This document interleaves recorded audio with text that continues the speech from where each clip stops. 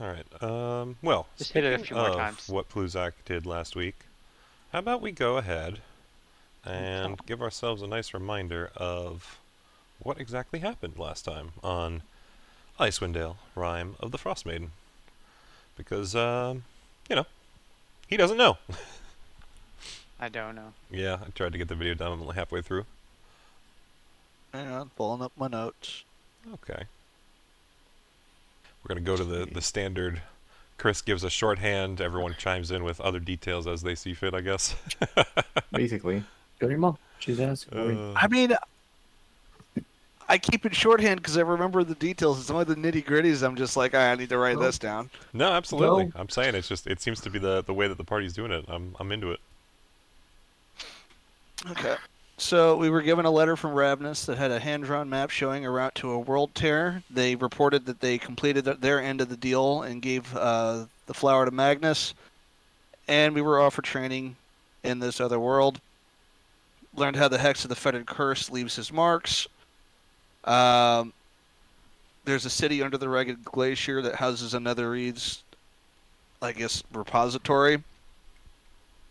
And is quote unquote containing a weapon that may kill gods. The Arcane Brotherhood wants the city for their own purposes, and as I think our dear Arcane Brotherhood put, Fucknuts is looking for the city too. Um, traveled to the World Terror to meet Xinglong. We encountered a Hydra-styled dragon, and Pluzak blew up his bomb zombies, killing the dragon. Nice. Yes, very true. Thank you for including that detail. I wanted to make sure he knew that. It was significant enough I had to write it down. Yeah, you're good. We know how big the explosion was? I cannot confirm or deny. It was bigger Actually, because one They went off, changed. and then the other one got triggered by it. So it was like 20 feet or something like that. There was a chain reaction. Yeah. Fantastic. Ma'am. Leave it.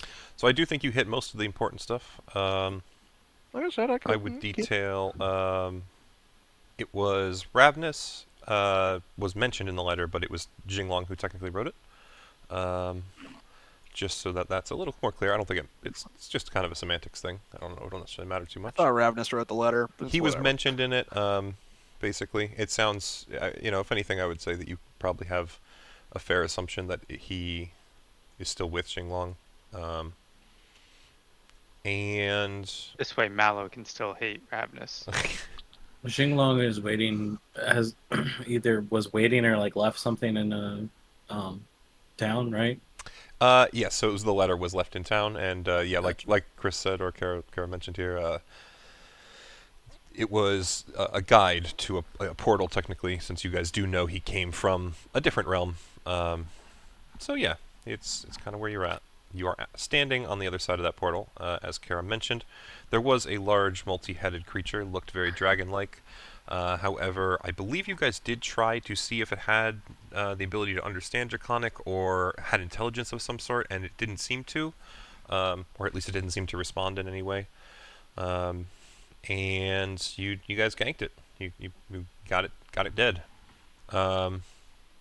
Via explosion, explosion, which, as was mentioned, was indeed larger. I will note, Pluzak, you did blow up both the dragon and Kara a little bit, who thankfully dodged out of the way in time, knowing what was going to happen, leaving the dragon prone and just escaping a grapple as it exploded. So, there's a little bit more of a painted scene for you. Because I said no more flying and grabbed its wings and rode it to the ground. Correct. Correctamundo. Speaking of which, I am going to let you guys know there is a slight, not necessarily change per se, but speaking of how Kara was seeking to do that, and as, it's possible that other fights with big creatures that can fly will maybe exist in the future. We will be doing, I don't know if you guys are aware of these rules, but climb onto bigger creature rules. I'm going to post them in the chat so that we have some way of allowing you guys to try and grab these things in the air. We will be also, if you climb onto something, you grapple it. It will not necessarily stop it depending on how big it is from inherently moving.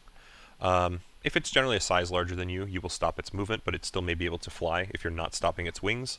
But you can move yourself to the wings, much as Kara did, and restrain them specifically to cause them to tumble out of the sky.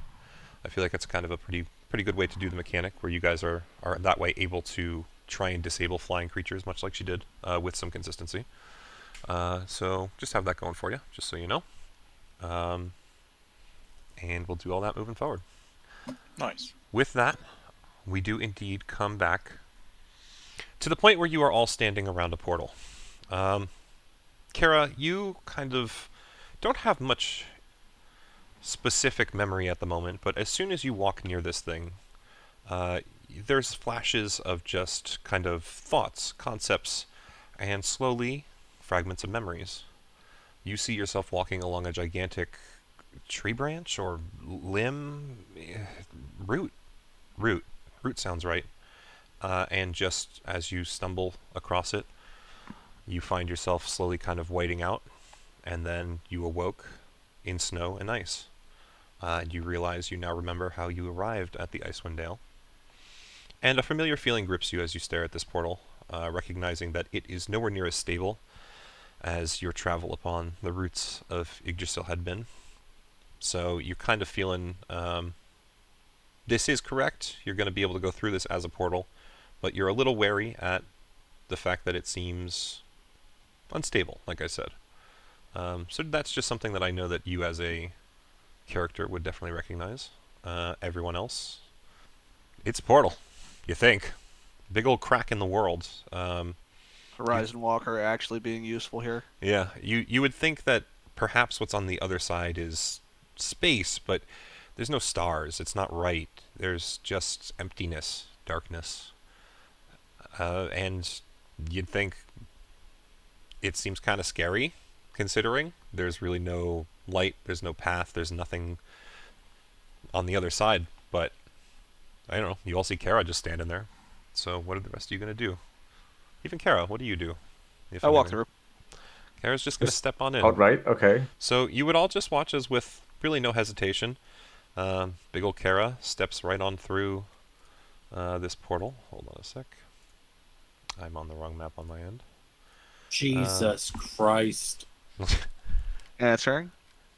And Not you, the devil. so Jesus. as her, she kind of just reaches out a hand first to kind of stretch something into the portal before her feet, we should say. And you don't see any ripples. You don't see any changes. You just watch it disappear into the black, and very quickly her body follows, and eventually her wings, and just finally the last feather crosses over into this void. Can I shadow step into it? You cannot shadow step into it, and it doesn't seem to be casting any sort of shadow on the ground. It doesn't say, you can shadow step over to it, we'll say. Like there should something else. There's like rocks near there. You can see that would be, I think, cast enough shadow. Okay.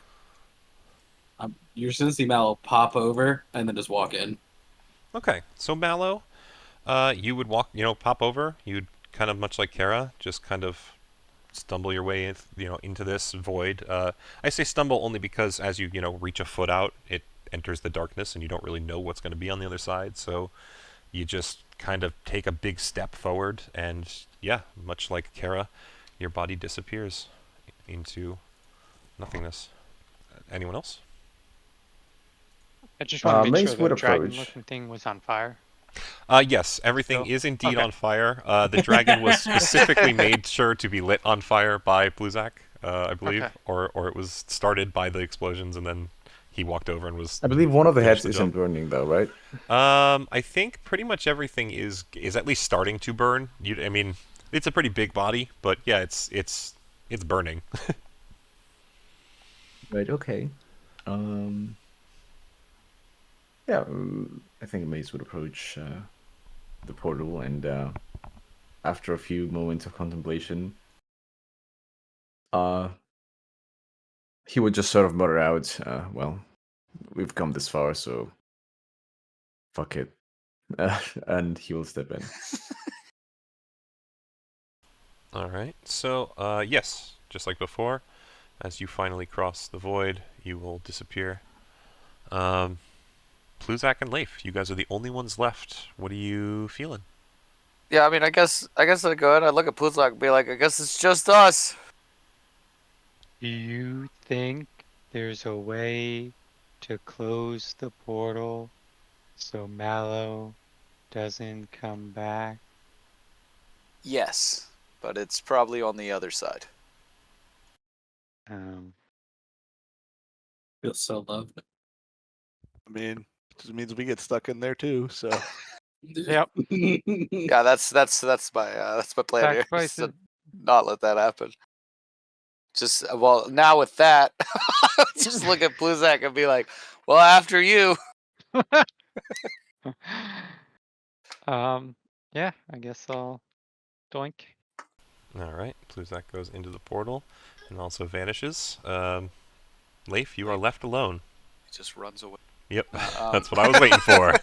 no, I'm going. Leif also disappears back to his baby mama. All right, and Leif finally steps in and vanishes. So for a time, unknowable to most of you, you simply exist in nothing. You would feel at first as if you're weightless, and then your skin starts to prickle and crawl. Also a plate of food. There is, Okay. at first, the feeling of what you would say is, Okay. what's the word I'm looking for? Like your body falling asleep, the tingle of your muscles sleeping and atrophying, but that Okay. quickly turns to a burn, a searing pain, and that just seems to encroach upon your body before finally overtaking your mind, and you would all kind of black out for a moment. That's when it finally stops. But upon Mallow blacking out, embraces the sweet death. you would suddenly find light returning to your vision. You all can place yourselves at the base of the gigantic portal on this side. And I will say there is a caveat here. Kara, you experience none of this. In fact, for you, stepping through the portal is like stepping through a doorway, a breath of fresh air even. Your body doesn't necessarily burn, but it does tingle, and the familiar nostalgic feeling of crossing from one world into another overtakes you as you enter what you know to be a completely different realm. Again, Horizon Walker. Or Planeswalker, or whatever. Horizon Walker, Which Horizon? not as The stable Horizons as of a New normal Worlds. one, but not bad nonetheless. Mace would land with a loud thud, barely just catching himself on his feet. Yes, absolutely. Most of you will be stumbling out of the portal for sure. It's almost as if your legs are jelly, as if the feeling returning to them So it's is sort of a little like delayed. anesthesia, where you sort of like everything goes black, and then all of a sudden you're somewhere else. Yes, You got a simultaneous Charlie horse across your entire body. yes. I rolled a 22 dex save. Does that mean that I don't Yeah, tumble? you don't. You don't none, eat none shit. of you. None of you fall on your face per se. You just definitely are not stepping as gracefully as you would as if walking normally. Kara's the only one that seems to be able to just stride through into a different world without too much issue. Not that any of you see it per se. So on the other side of this portal, as I've said, it is clearly a different realm. The temperature is distinctly different, almost as if a springtime breeze fills the air. Warm, not necessarily so much so that you're hot in your armors and clothings, but your heavy cloaks will definitely not be necessary here. And there's a gentle breeze that seems to alight upon your cheeks. You would all notice immediately, as they are not exactly trying to hide, and in fact are kind of talking relatively openly, that there are, in fact, two people standing in front of you, near what seems to be some sort of giant glowing stone, or at least the stone maybe isn't glowing, but there's definitely an aspect along its surface that glows. It's an odd device, something that none of you have seen before. As you all look around, you would notice even more of them. Besides that, there are indeed magic circles below them, glowing just like the stones themselves. And as you turn around, taking everything in, you would all notice that the portal on this side is vastly different. The crack itself is far larger and seems to not necessarily fluctuate in and out of existence in a way that the other seem to, as if the edges of it were always trying to just close. This portal is wide open and seems to be having no issue maintaining that, just sitting there, floating in the air. So, got that going for you. You would think much like Pluzak, I guess, kind of posited, or maybe Leif, I forget which one of you said it, sorry. Without changing something about this end of the portal, the other side will likely never close. But So yes. I was right. Yes. But the two below you to the south, or at least of the two below you to the south, I should say, one of them is in the middle of a sentence as you guys kind of all pop out, saying something to the effect of, I'm going to go through and take what we can, make sure to kill it, doesn't spread whatever destruction and damage it wants in another realm. And apparently, we have guests. Hark, otherworlders. May I ask how you find yourselves here? By invitation. Invitation? That's rare. Do you mind showing me? I should add the one with the hat and long white hair, steps forward to accept whatever you are offering. Kara would show the letter. Not Yeah. let go of it, but show the letter. Yeah, so I'm going to also change into Xinglong to show who it was. his human form or his dragon? I'll start at human and then change into dragon. Yeah, so as you turn into Xinglong, he would definitely recognize the visage, but even before that, as soon as Kara starts to present the letter, you would see just a look of recognition on his face as he simply says, "Oh yes, that's Xinglong's writing. I guess you are the otherworldlers he mentioned. You assisted in gathering the flower?" Something like that. He found the flower long before we got there. We just had an agreement over it. Regardless, that's good. He had spoken of you. That is actually why myself and Sign here are actually waiting, or were.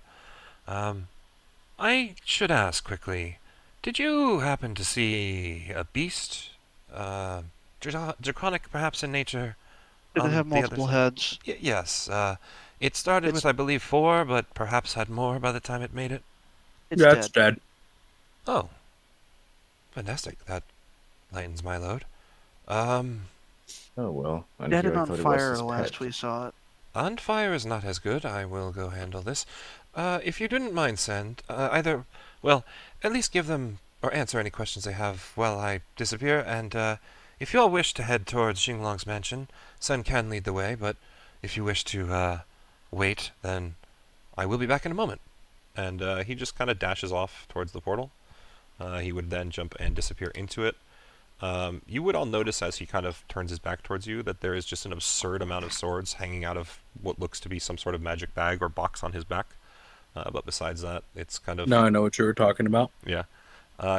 He just kind of vanishes. Okay, that was a little too Okay. casual for, traveling onto an alleged other world. No, Kara, it's you want me not to Now I go- know what non-winter feels like. Kara, you want me to go see what the fuck he wants with that crazy dragon? I honestly don't care. Considering who we're intending to meet, it might have been its friend or something. I don't think so. Because when we came in, he was talking about killing it. Yes, well, it's not like we haven't threatened to kill our friends before. Don't speak for yourselves. I don't make threats, I make promises.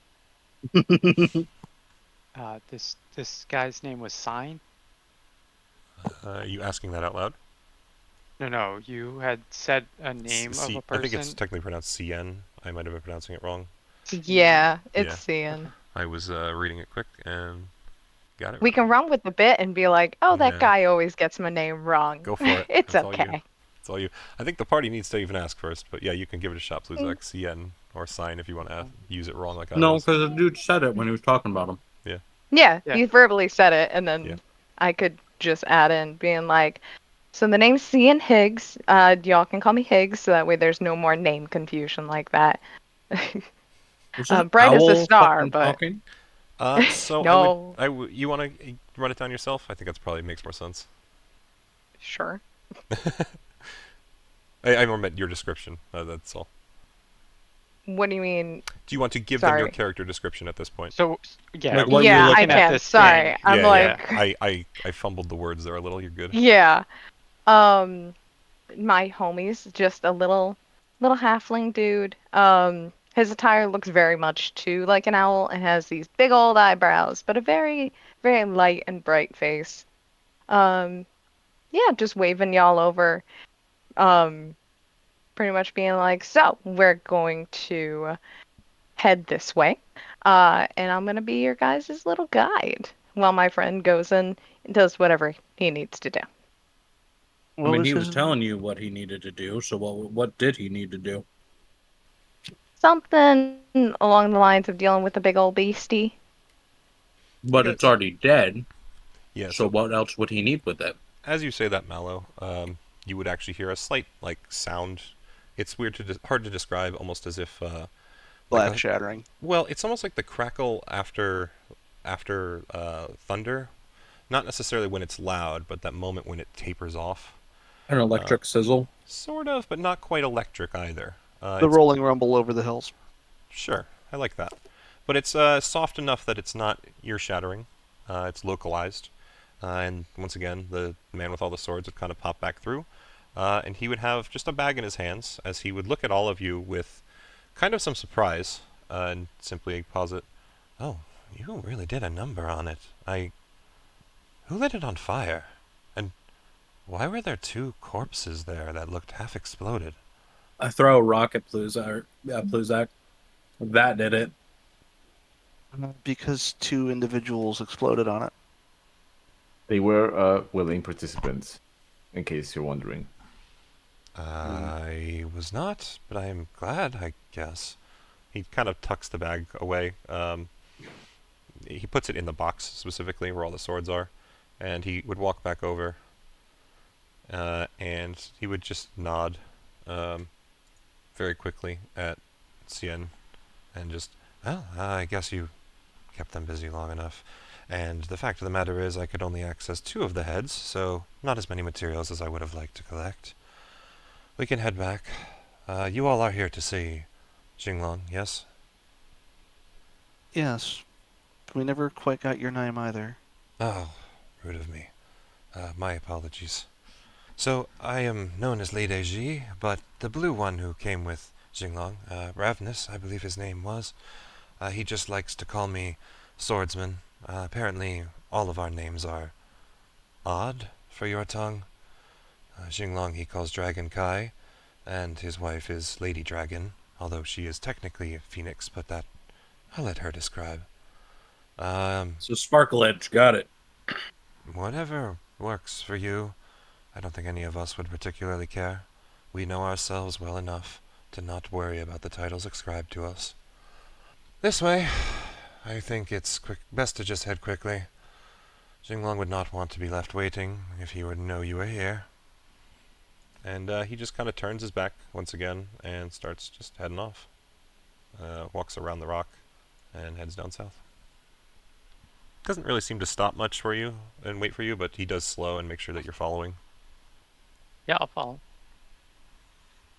I'm really leaving time more for if anyone wants to ask questions or anything. I'm assuming you all will follow regardless. So. I just kind of want to look at these pillars. Absolutely. That That's we're fantastic. Walking by. I'm very glad you're doing that. Is there actual light emanating from them? There is or are these absolutely sigils on the actual light ground? emanating from them. How about this? Why don't you do a perception or an investigation or an arcana check? I mean, I was going to say that investigation for the way back, but yeah, that works too. There we go. Beautiful. Get the Nice. good rolls out of the way. Kluzak, as you study this light, you recognize that it's akin to, especially you being a researcher would have seen magic circles of your realm. However, the way they're constructed is vastly different. The text on them is very different.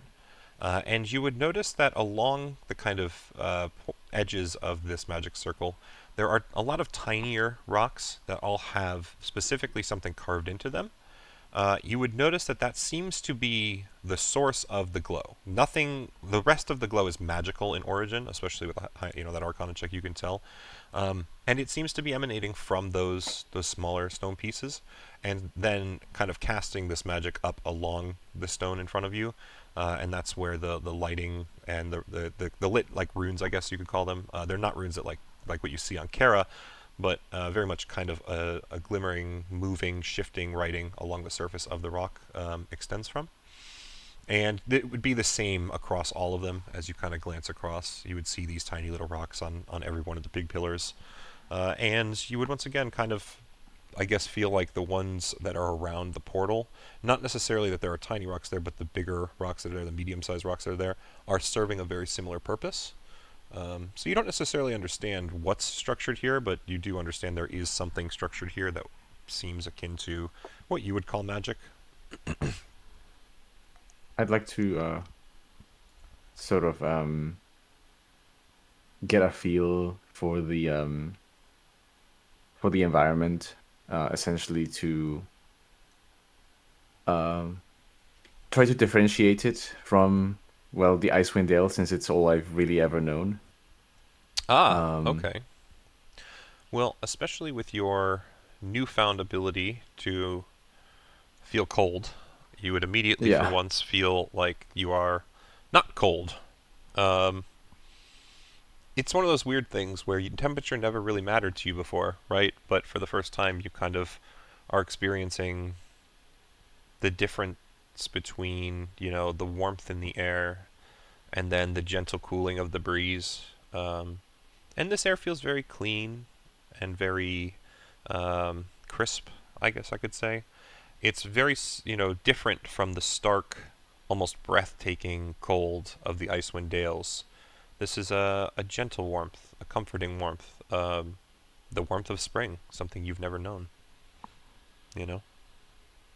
Ooh, is this what not winter is like? Is that what people miss? More or less. Well, sunlight is also a plus, looking up at the sky. I was wondering what the fireball was. It didn't. Is it not? It's not going to fall on us, is it? That's not how the sun works, no. Good. Oh, you may want to Not stow that yet. cloak.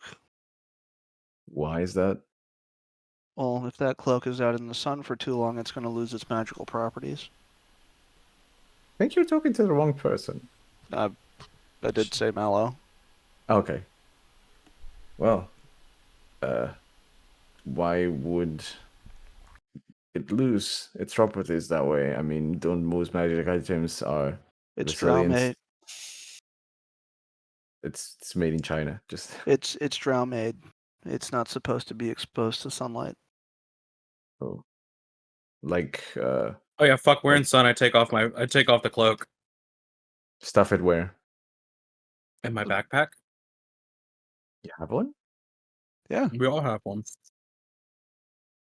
I thought you had people carry most of your stuff for you. To be honest, I don't know. No, I don't have that much Including shit. him. No, I don't really have much shit. Okay. So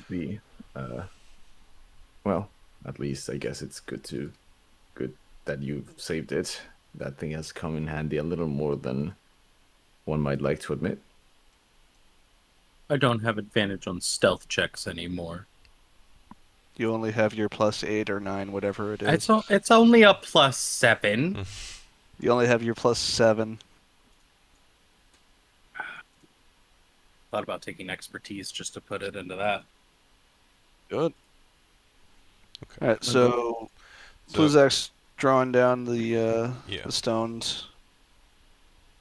Anyone else want to say or ask anything, or are we just moving on? Didn't want to interrupt the conversation, so. So are those focuses? Are you asking about the stones? I am. It's an array. Are you all unfamiliar with arrays where you're from? They are. They being your party, or they being all of you, including you? The party. You know of arrays then yourself? I traveled along a different variety of them, but yes. Interesting. Oh, that much is news to me. Yes, I didn't tell you guys everything I remembered. I've also never heard of another world's arrays. Although I've not met many other worlders. At least not ones who've come through to here. That said, you don't seem that surprised that we're here. This is the high heaven of myriad doorways, sir. World cracks exist everywhere, stable and unstable alike. It is not frequent for us to get otherworldly travelers, but it is frequent for us to travel to other worlds. So it's not unheard of, one way or the other. Unsurprising. What are you going to be using the materials that you got from the dragon for? Potions? And it's not for me. Nothing on that beast was actually quite dragon-worthy to be called. More like a worm, or something akin. Do you have those in your world? Lesser dragons, maybe? Regardless, potions. Xinglong would like them, I'm sure. We So do you- have dragons, but they are of different categories, I would suppose. Mhm. Generally, running into one is not good for one's life expectancy. What, we've Yes. taken down like 3 of them now? Not ancient dragons. Oh, that's true. You have fought off 3 dragons, though. It is rare enough to see them in this realm. I was impressed just to hear that you had taken down that one. So, I guess there is a reason Xinglong is interested in you all. That said, could you explain why that thing came through the portal and why it attacked us? He will remove, very casually, one of the swords from his box. It's very long, thin, and almost crystalline looking in nature. It kind of glints in the light, and he just casually says, "It was a little bit more afraid of this than I think it was ready for. It happened to just flee in the wrong direction." So wrong place, wrong time, I guess. Well, I would have come after it anyway, to make sure that it didn't do anything in your realm. We were supposed to protect and keep the portal safe for whenever you all made it through. And then, of course, guide you to Xinglong. And as he says this, he looks at himself and the little owl-looking man. Was it an owl man, like an owl person? No, I'm just imagining it's no, a halfling with halfling. an owl headdress. Yes, sort of. Big eyebrows, too. Yeah. But it's evident that it's not an actual owl. Correct, it is No. a halfling. Dressed up like an owl. Okay. Yeah. Okay. Just making sure. Yeah, you Because could. it could be like some weird kind of Kenku, you know? Is it gonna spit up hairballs? Pellets. Nah, I don't think he could even if he tried. Throw hairballs at people? Okay. Making sure. You mean pellets? Pellets? Yeah. Dig through that shit, Wrong middle animal. schooler. So Hey, pack Pluzak's french gonna fries. shout out and say, "Hey, how would we get back home? Do we just walk through that and it gets us back to where we want to go? Why don't you go Just- try? Go other places too." No, each world tower is connected to only one place, but they don't always last for very long. We built an array here to stabilize this one when Xinglong found that it led to a realm of ice and snow, so that he could hopefully find himself the Frostjade flower. It will So- allow a simple transportation between this realm and yours as long as the array stays active. Does that mean you take advantage of these tears? You use them to farm resources and such? That is absolutely correct. But far more than resources, each tear is an experience. We take and walk our paths, deciding by chance which tears to go into, and gaining experience and knowledge from them. That is how we grow here. That is how we grow as part of the Limitless Path sect. Honestly, that doesn't sound too bad. It is rife with adventure, but often danger as well. I can only count... Well, it's easier, I think, to count the number of times I've gone through a world tear and not almost died. It's just that, well, at this point we've kind of come from a stagnant place into an area where, as you say, almost has infinite possibility. It just seems like the ripe playground in which to, well, evolve. He kind of walks in a circle around you guys quickly. As you know, after you say that, very clearly studying you, sharp eyes. Once he kind of truly takes a look, you would all feel pretty intimidated by the glare. I would say, not necessarily that it's trying to intimidate you, but it's just you're being kind of dressed down by someone, and as you kind of feel that, you almost kind of feel a pressure. That's, I guess, what I'm trying to get at, where his eyes and his studying of you is a weight. And you all kind of feel in return that if you were to truly face this man, you realize in this moment he is far stronger than any of you. Maybe not as strong as like Xinglong, or at least even some of the hex that you've faced, but it's just a moment of recognition. And then as he kind of finishes studying you, he simply says, "You are correct. We can help you here, but I think you would probably fare better learning what you can from our realm, considering it is already different from yours. You have already followed a path to arrive here. Learn what you can here, and then if you need further, we can guide you to another realm." Let's just see what the old man has in mind first. Okay. To answer a couple things going on in chat, Pluzak, since it's a little easier, no, you would not feel the buff of the Morning Lord. It is even a harsher cutoff than the island. When you were on the island, it was almost as if you could feel that it was being blocked. Here, you just feel zero connection at all. But yes, the temp HP from the Morning Lord would no longer be available currently. Kara, you would definitely still feel a connection to Valhalla, but it feels a little different from the Icewind Dale. In the Icewind Dale, it felt more omnipresent. It was not in any one location, it was just always with you. Mhm. Here, you still feel that way, and you recognize it's because you are blessed, by your gods. You are still kind of an avatar conduit. You are sacred yourself, and you realize that's what you were feeling in the Icewind Dale. And the reason you realize that is because there is also a very distinct yearn or connection within you somewhere within this world. You feel that there is some sort of gateway, but it also doesn't feel familiar. It just feels, or it does feel familiar, I should say, but it doesn't feel like Valhalla specifically. It just feels like a connection that is far more familiar than anything you felt before. So yeah, you just somewhere. So one would say there's almost a personal connection somewhere in this realm. Yes, if you were to truly spend time, especially considering you are a navigator, and use your portal detection, like sub feet thing, I would say it would be it would detects be the closest possible. portal within a mile, Right, and but I I'm guess what I'm standing trying next to say is, what I'm trying to say is, between utilizing that feat because it's you searching for portals and feeling this connection, it would technically be possible for you to guide yourself to where this feeling is coming from. But it also does. It's not. You have no sense of where it is right now, whether it's close or far or whatever. You just know it exists within this realm. Ah, okay, Pluzak.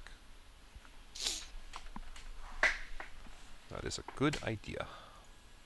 And they smell even worse Oh yeah, than there's anything actually before. what you guys didn't know is Pluzak was given extra big shoes, and there's just like a colony of mushrooms that are growing in the tip of the boots now. Jesus Christ. As you guys continue, you're eventually you move to a path in the woods. I'm gonna move your map, but put yourselves all on the left side, and don't move too far just yet. But as you kind of are walking through to here, you would actually be asked. So there is kind of something I'm confused about. All of you are very much of creatures that we have seen before in other realms, but not you, Mr. Turtle.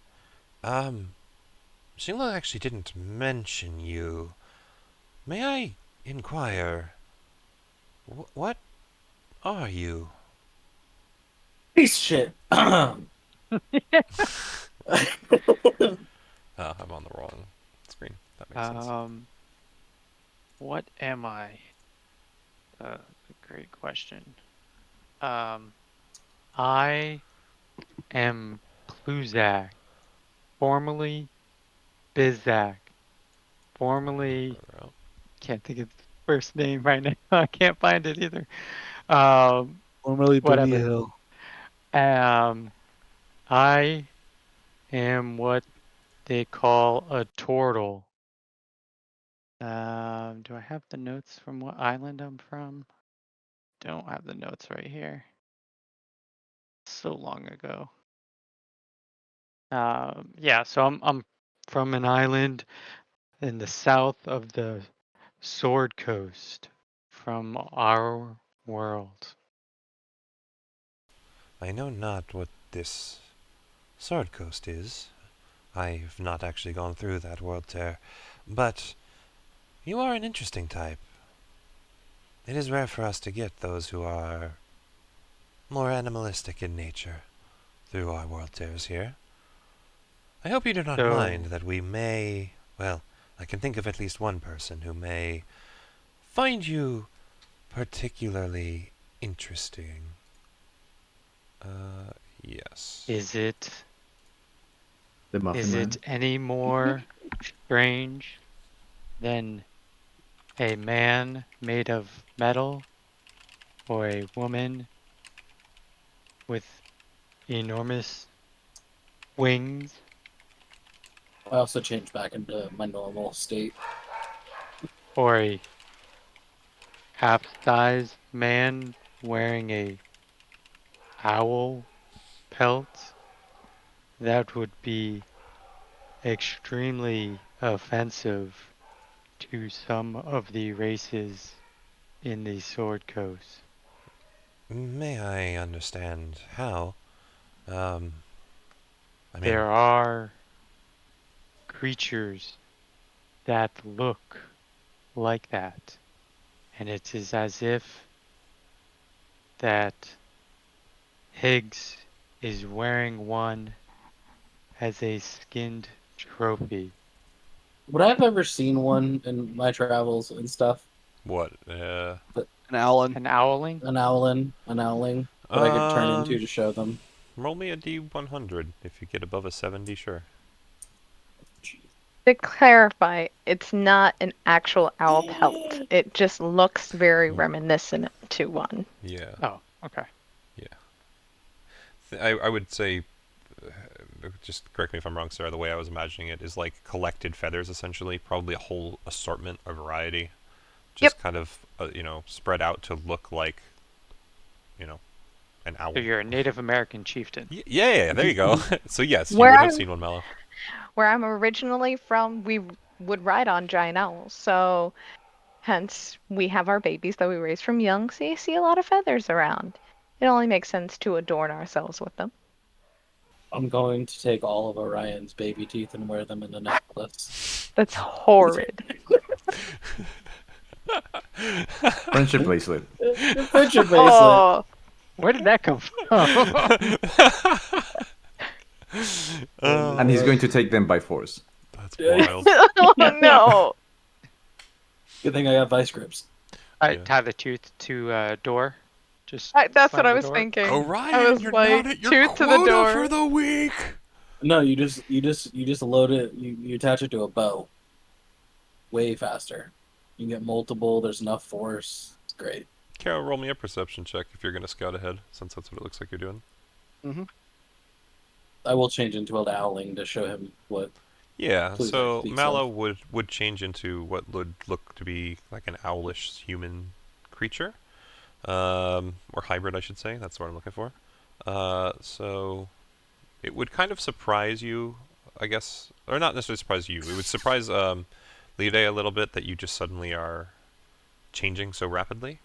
But I mean, he saw me change into. yeah. It's not necessarily the first time it surprises him. It's just something that he's not particularly used Okay. to, I should say. It's something that you would note that it kind of throws him off a little bit. Not that he can't accept it, but seems a bit odd to him. I want to do the whole like raising and lowering my hand and just change bunch of faces. Yeah, no. It's not necessarily that it seems to disturb him or anything. He's if anything, relatively amused, I guess is the term. So. Oh yeah, no, I'm yeah. not doing it just Garib. I'm literally just having fun with it. Yeah. Just saying. Regardless, yeah. So that's he enjoys it for a bit. Eventually, he does turn around, though, noticing that there is someone missing from the party, and he sees you out there, Kara, and just asks, like, "What is it you are seeking? I can perhaps offer guidance." Not seeking anything in particular. Just this is a new territory. Just taking it in. Yeah. Well, if you have any questions, just ask away. But besides that, he will just turn and start moving down the path. Mello will keep pace with him and change back into my normal form. Alrighty. I also will have taken off my winter clothes and put Yeah. them on my bag, so I'm down to the sleeveless shirt, cloak, a Alrighty. normal cloak. Awesome. Alright, so you're not. So are you using your cloak of invisibility as well still? Or whatever? No, because if it's in sunlight, it dies. So it's in your bag as well. Okay. It's in my bag. Unless I can somehow figure out a way to attach material around it so that it never comes in direct sunlight. Yeah, I mean, there's I don't think that would inherently do it. I'm just going to play it as how it's written. But I will say that there's other things I can think of that you could potentially do in the future with it that would fix that problem. That's up to you to figure out. Regardless, yeah. So you guys all start moving forward. Leif, Mace, you following still? Looks like. Okay. Oh yeah. So, it's about there that you would at least all hear the noise of wings in the air, and I would need everyone to give me a perception check. Kara, you can roll another one here. I will tell you the DC is a 22. They rolled very high. Okay. One of you will know. Wasting my rolls. Kara, Yeah. Wait, I'm actually you passing don't that, quite know so- exactly where they're coming from, but you hear them. Higgs, hot damn. Yes. Plus So, 10. Higgs, I don't know what you want to respond with, but I'm going to let you know some information. Turns out the owl eyes are functional. Higgs. Just looks around and Really goes, an owl? Question mark. "Who is that? What do you see? Who? Who?" And see better. Okay. That's your And choice Kara. what to do with that. I need everyone at this point to do an initiative roll. Higgs, you would get a chance to do one quick thing of your choice before initiative kicks into full effect. And I would announce pretty much what you said to me in the group of we got some winged friends. Looks at Kara. Yes, we do. Strangers to, well, technically strangers, but We have more of your friends coming. Okay. no. more more like the thing that you guys fought on the other side. But I wouldn't. Are they smaller? Are they smaller? They would be. You would have known. Hold on. I'm just gonna look at that map quick. So It not would be our smaller. friend. It would be smaller than the one that they fought, but not as small as you guys, if that makes sense. So it's still like a large. Yeah. Think of all the heads being separate in little baby form. There you go. Perfect. I'm gonna eat it. You're gonna eat it? Is that what I just heard? Yep.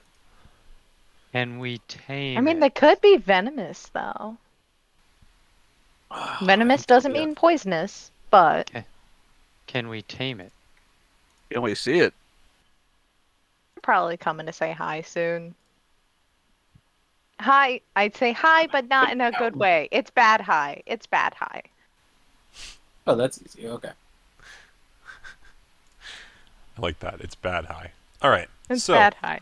Like Being tripping? as you not only notice them, but also are very quick to respond, it is also your turn first, but let me Oh. reveal everything on the map, since your character, would also be aware, since nice high perception roll. Here are all the things that you see kind of coming in from above. They are currently about 60 or so feet in the air. Mm-hmm. Oh God. Okay. Mm-hmm. Mm-hmm. I feel bad. I wasn't ready to go first. I didn't realize Are it. we? Jesus. Are we all Why? You getting didn't our realize own? that you were just going to have a much better initiative roll than the whole party. Yeah, I know. That I happens to me a wasn't lot. ready for that. How are we working animal taming in this campaign?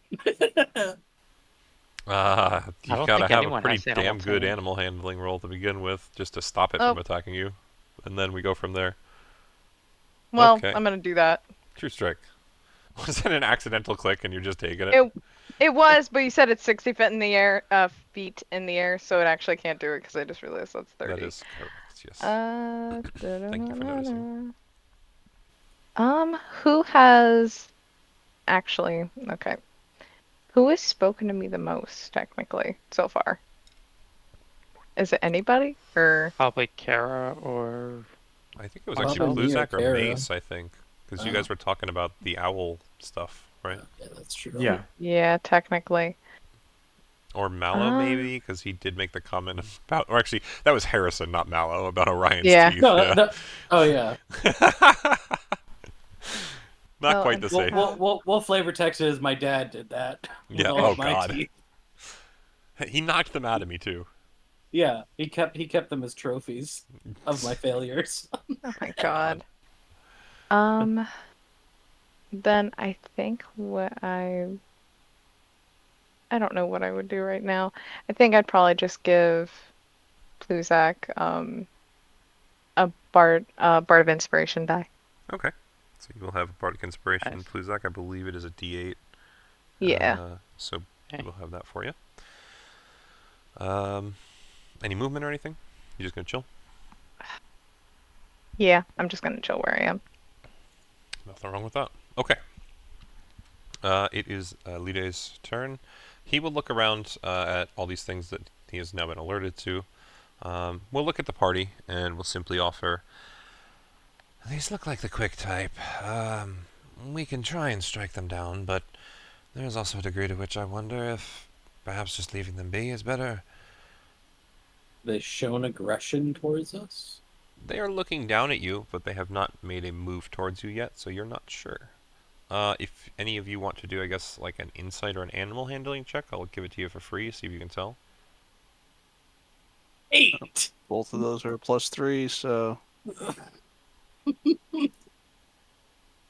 Oh, Leif coming Nice. in clutch. Nice. Mace coming in clutch. Mine is 1, too. Damn. Leif and Mace just high five. Higgs, do you have any intention to do the roll? Yeah, sure. Okay. Just wanted to make sure I didn't go too quick. Awesome. So, No, you're fine. 3 of you are able to tell that the movement patterns of these things are not in a straight line anymore. They seem to have started circling. So it would be your best belief that they have at least taken interest in you, if are not perhaps planning to start striking. How's the soup, Leif? So I was trying to figure out how to word that. Yeah, I was already thinking that. Soup's not great. Would not come back, but it's not bad. So it's full bad. Got it. Why are we I speaking of wanna- eating? What are we doing here? It's like a Chunky soup. yes, thank you, Mace. It's more of a chowder than a stew. Are you all New hungry? England. I mean, I can get us some food. What? We can haven't- explain later. All right. Lide at this point will prepare an action if anything comes within range. He's going to try and strike at it, but otherwise we'll just stand and wait for the party to make a move because he's unsure what you guys are trying to do. And Kara, it'll be your turn. size me up, Captain. Sizing you up. And Oh my, that is impressive. I would like to try to intimidate the creatures. Kind of just like Battle cry. Not even battle cry, just puff up, I guess. Like, take a pose that emphasizes size, and like you don't want to pick a fight with this one. Okay. Okay. Yeah. Yeah. So I guess just roll me intimidation. It's best bet. Intimidation. Fantastic. Okay. I'm going to do this. 1, 2. You project a very strong aura of between your stance and your glare. You would notice that all but 2 of these winged beasts seem to falter a little. They stop circling and they seem to kind of sit still in the air, just hovering for a moment. However, 2 of them still have their eyes locked down upon the party. I will tell you the two that are looking down, only one seems to still be glancing your direction. The other seems to be perhaps looking towards other, easier, less intimidating targets. That's me. Alrighty. Mace. Great. Well, since Kara's done with her movement, but they're unlikely to go far. What I will do is I'm going to move over to here and hold an action to. I don't know whether they're going to swipe in or just maybe throw firebolts or something, so I'm going to take a chance and hold an action to attack whatever comes into my melee range. Alrighty. Enemy that comes into my melee range, anyways. Yeah, absolutely. Absolutely. With I should specify actually. If and when it happens, I want to use Booming Blade on it. Booming Blade. Okay. Thank you. Yeah. Thank you for calling it out. Alright, Pluzak. All right. Pluzak's gonna say, Kara, and then he's gonna cast Enlarge on Kara.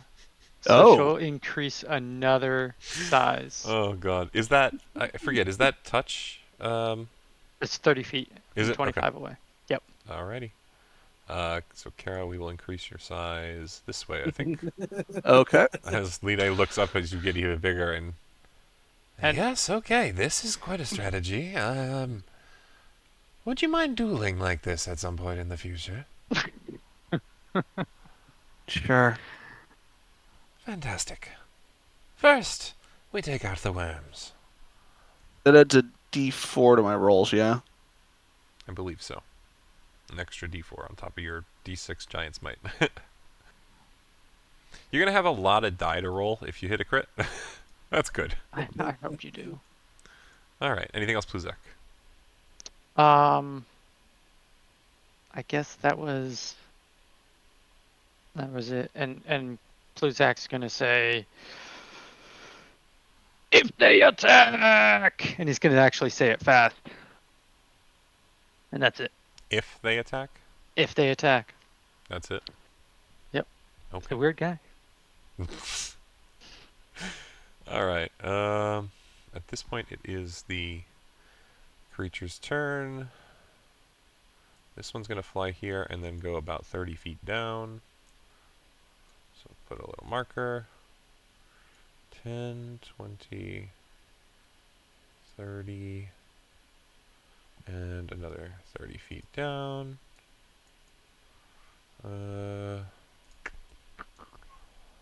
This one will move over here. 30 feet down. 10, 20, 30 feet down.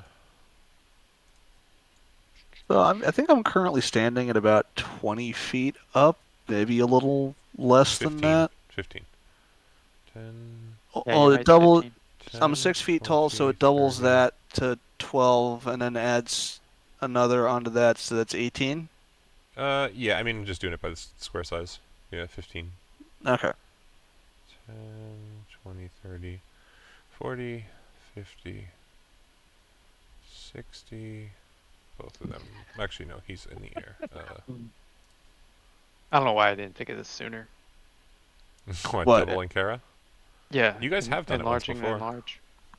I don't think so. I've enlarged you did. maze. Oh, maybe that's what it was. Okay. Regardless, that is all they can do currently. Leif. Oh. What Leif do? Leif's going to Lafette. He's gonna have his he's gonna have his laser rifle. Okay. And then we're gonna try and shoot the guy that's above me. That will 23. most certainly hit. Nice. Holy Nice. cow! What's up? You actually hit with that thing now. I know. Damn. What good happened hit. in a session? He gained experience. I also think he has proficiency with it now. Yeah. Which Like I helps. said, he gained experience. Yeah. Yeah. I shot my Lafettes a lot. Yeah. I murdered many of myself. I had to extinguish well, you the also demons. were using it in fights as well, which helped, like legitimate fights. So it wasn't just the murdered echoes. All right, let's try again. Actually, Okay, this guy's that's up to better. 60. Sorry, man. Why- My why- bad. Yeah. Just You're- looks at you're- Pluzak. Your echo accidentally shoots itself in the toe and disappears. Nice. I'm gonna punish your echo on that one. I'll take I've been it. punishing crits for a while, or crit fails for a while. All right. Anything else? Movement. There. I'm just gonna tuck. No, I'm right there. But I'm gonna. Leif's gonna look up, just be like, the soup's bad. It's definitely bad. Again with the food. What is wrong with that one? I'm very curious what has happened to you all in the past. Food poisoning. Booming voice. Can explain it later. All right. Mallow. Perfect. They're all still out of fucking range. Can I go into Kara's shadow? Wherever that would be. Yeah. I mean, she's got enough shadow. You actually have some choice to it, in the sense of, like, if you want to I'm appear. already puffed out and like Yeah, you could appear like under her arms. You could appear, under her legs. Like, there's lots of choice with how big she is. So it's a nice bright sun. Do you want to just pop in on the ground? What are you thinking? Because I'm not in shadow right now, so I can't do shadow step or anything like that. But I want to start in something next turn, so I'll go. Since I can't put myself on top of her, can I climb her? You could climb her. Yeah, you could use your action to start grappling her There and is climbing climb her. onto a bigger creature. Yeah, I mean, she's definitely big enough. You could start doing that. Yeah, I mean, not like I'm resisting it. Yeah, that's why I was curious of how that would work with someone. yeah, I mean, she's got a high enough passive perception that I'd say that she'd probably start, like, she'd recognize you climbing her pretty easily. So yeah, she could easily just let you. You'd still probably have to roll a check just to make sure you don't fail and fall off, but you could, you don't have to. It's there's not no on my part There's no knocking you contest, off. right? It's just you have to make sure you don't get the 5% failure chance or whatever. You don't have to. Alright, You just well- gotta make sure you don't leaf it. There you go. Let me, if I can climb up her so that I can be like on her shoulder or something. Does that work? Yeah, it would work. Absolutely. I don't know how you want to work that with my. Can you want me to stand So next how to are you her? warping over to her first? Are you doing it to her I'm not legs, warping. or I'm you're I running can't over? warp. I'm not in shadow. Ah, that's very fair. Very, very fair. Oh. Yeah, I mean, it's just it's what I posted to you guys about climbing onto a bigger creature. Again, in this instance, she would notice it's you pretty readily, so you just need to do like a strength or a dex check, your choice. She's not contesting, and then at that point it becomes difficult terrain Okay. to climb her. I have 55 feet of movement, so I can climb up her entire body. Well, so how much did you move to there? Because I thought were you near Pluzak, or I were was you next here. to? Yeah. Okay. So 10 feet. So yeah, 45. Yeah, absolutely. Yeah.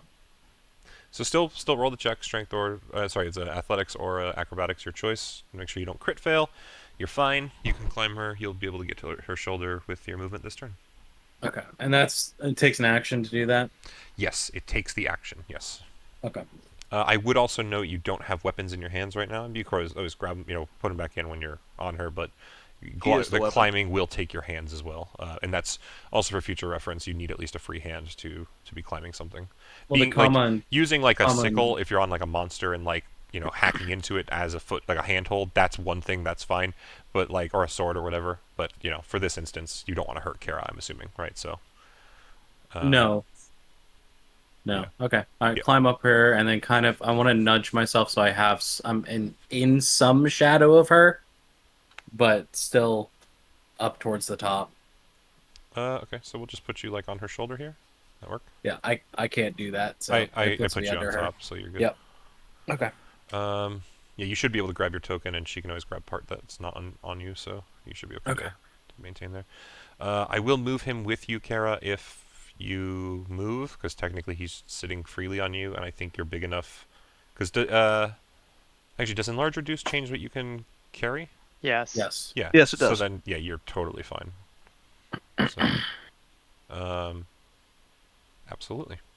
Regardless, Higgs, it is your turn. Pig Stratton Motors. Since he's seen pretty much like no one doing anything, really, he's just gonna keep walking forward, like along the trail. Alrighty. And that's about it. Do you want to prepare any actions? Not really. Nobody else seems to be doing anything, so Okay, just gonna wait he's for just some like, no. action. Gotcha. It is Lide's turn. He is going to kind of separate himself. I need him to come here and do a roll. Okay, perfect. You all watch as the swordsman kind of runs over to these trees and actually crouches down and seems to investigate them for a moment. And then just stands and looks out at you all and basically says, "I don't mind if you wish to have a fight, but honestly, this seems like a setup of some sort. I don't know what by. Be careful." You mean to tell us that someone sick these things on us? "I don't know. I should mention, none of these creatures are actually of this realm. We have been being beset by a whole plethora of different types coming through world tears from all over. So, I'm not really sure." What by me? But that will be his turn. Let me go back to my encounter. Kara, you are up. Alright, so since I seem to be the one who's looking to actually hit something, I just had a lot of prep to get to that point. Let's see, I'm going to go up 15 feet to get in range of this one, Okay. and I'm going to grab it and slam it back down to the ground. Yeah, okay, so do a grapple check for me. It will try and contest. It's a 17 plus 3 on my end. So it's Okay, 20 so you're on my going to end. get So it the will. first one. You will grab at its tail and try and like get ready to slam it to the ground, and you would just kind of find that it's not that it escapes quickly. It actually struggles its tail free with a fair bit of strength, just so that you're kind of aware what's going on there.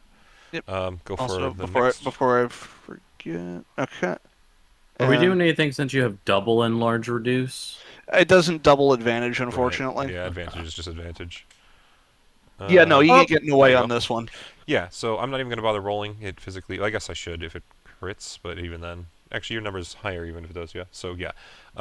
Regardless, it does not. It's 19 on it that time. So you will definitely have hold of it. And then I'm going to go back down to the ground and bring it ground level. Okay. So you're going down.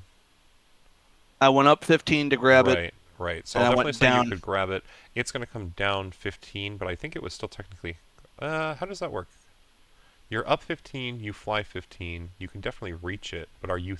Your head is 30 feet in the air, so you're dragging it with you. So I think it's still kind of in the air. Okay. I mean, it's how you wish to play it. I just the Yeah, intent I was like to your go up intent. and grab it. Yeah, I like your intent, and you're definitely moving it down with you. I think it's just Next turn, you can pull it to the ground as like another grapple check, but for now, it's just going to be struggling to maintain as much in the air as it can, you know, flapping its wings. So it's at 15 feet up right now. Am Just I in at your line head, with it? essentially. You would be, yes. You are 15 feet up at Kara's head. You would absolutely Okay. be in line with it. So that would definitely work, yeah. And as a bonus action, I will use Second Wind because I'm still missing health from that first fight. Give it a roll. It detaches like a lizard. Yeah, and then all of a sudden a greatsword spawns into existence from it. Fun little Dark Souls reference. Alrighty. Beautiful, Kara. Mace, you are up.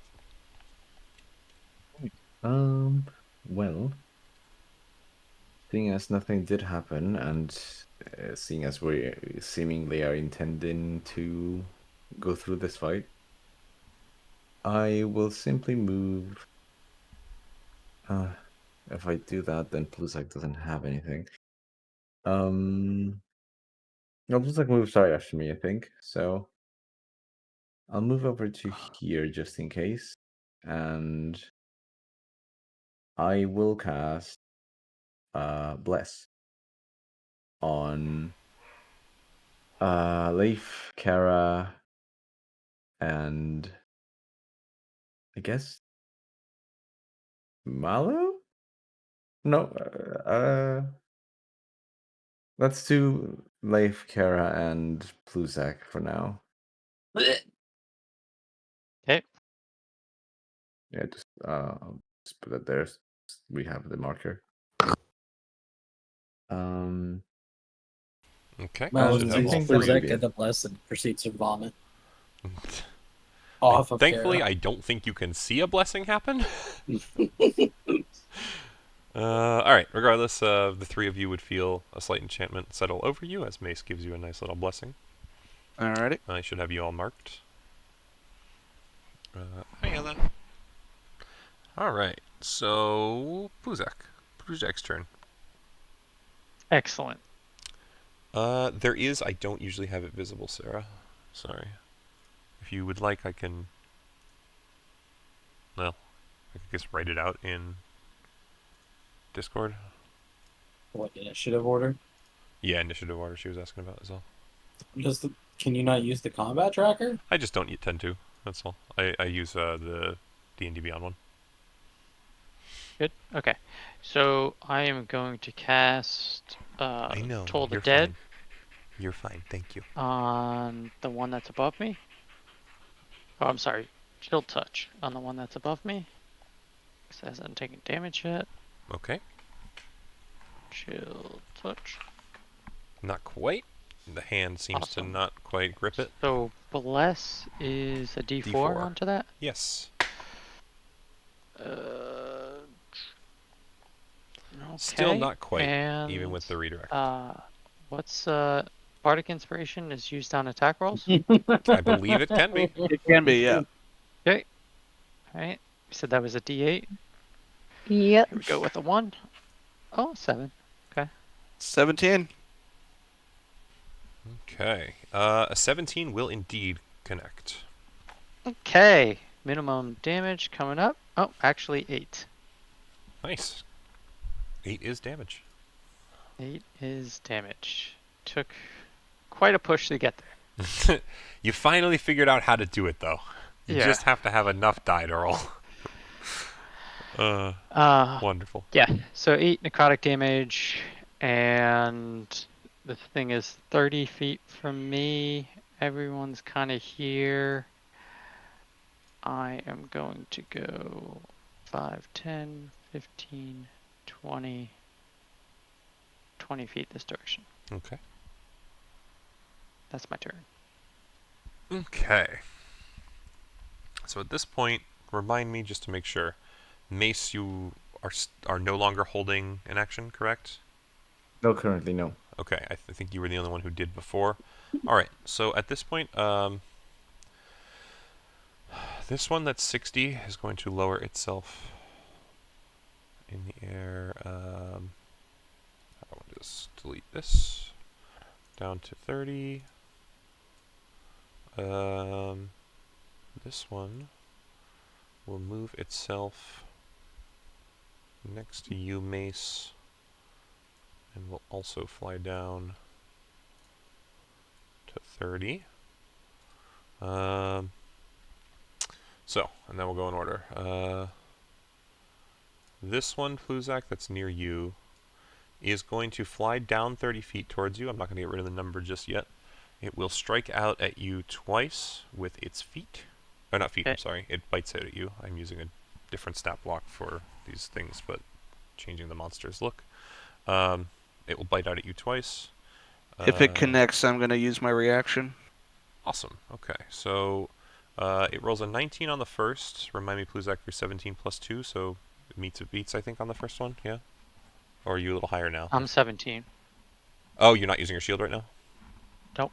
Okay, so then a 19 would indeed connect. Kara, what sort of reaction? I am using my Cloud Rune. Okay, cool. So it's going to roll its damage, whatever that ends up being, and that damage is going to transfer to the one in my hands. Okay, so it rolls a 12 damage total, and it will transfer to this one. And if you could have it make a Constitution saving throw for my spores. Absolutely, very smart move. It rolls a 10, which I believe is under your save, correct? Yes. So 1d6. 4. Beautiful. 4 more damage. Okay. 4 necrotic, if that matters. Yes. So it strikes out at you twice, though. It kind of coughs as it breathes in the spores, and you watch as a shimmering kind of protective shield spawns in front of you, or just kind of appears in front of you, Pluzak, once its bite does try and connect with you, and then, keeps it from doing so. And this creature flies itself up the other side of you, 30 feet in the air again. With that, the one near you, Leif, will try and do basically an identical movement, a flyby with 2 bite attacks out towards you. A dirty 20 will hit you, I think? Yeah. Yeah, you're 18, right? You're just Yeah. So 11 damage slashing for you as it does a little bit of a flyby, and it will end up as well on the other side. Oh, that's fun. And I can opportunity attack when it You tries to leave? cannot, sadly. These creatures have what is called flyby. They do not provoke an opportunity attack when it flies out of an enemy's reach. So not in this instance, my friend. The one next to you, Mace, was 60 and flew down to 30, I believe, so it does not attack. Yep.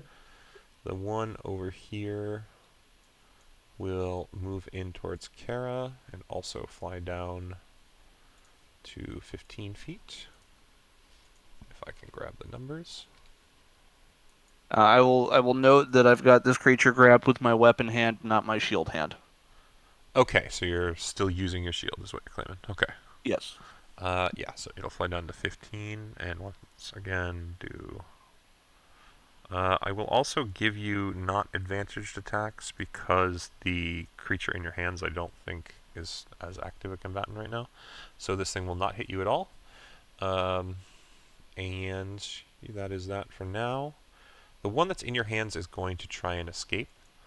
Okay. So I need you to do a grapple check still. DC is 20. 17 plus 3 again. This thing's strong. Okay. Strong. DC is 20. Usually don't give that away, but I'm impressed by it. Oh, bummer.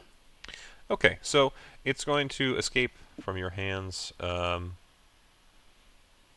It will try and fly away from you, I think, currently. I'm still going to try to hit it. It's just going to be with my hand as Cannot opposed do to... opportunity attack when it flies out of your reach. That was the same thing that happened to Leif. But it didn't attack, though. It doesn't have to. Doesn't have to? Does not provoke an opportunity attack when it flies out of an enemy's reach, that's all. Nice. So it's still flying in the air, so... That's a bummer. Yeah, it's going to 10, 20, 30. It's going to fly around to here and prepare to attack a different target, seeing that you are not quite as easy, especially considering you were very intimidating before. It's kind of giving up. You've scared the shit out of that one. And that makes all of them. as far as my memory. Leif, it is your turn. Hell yeah. Alright, we are going to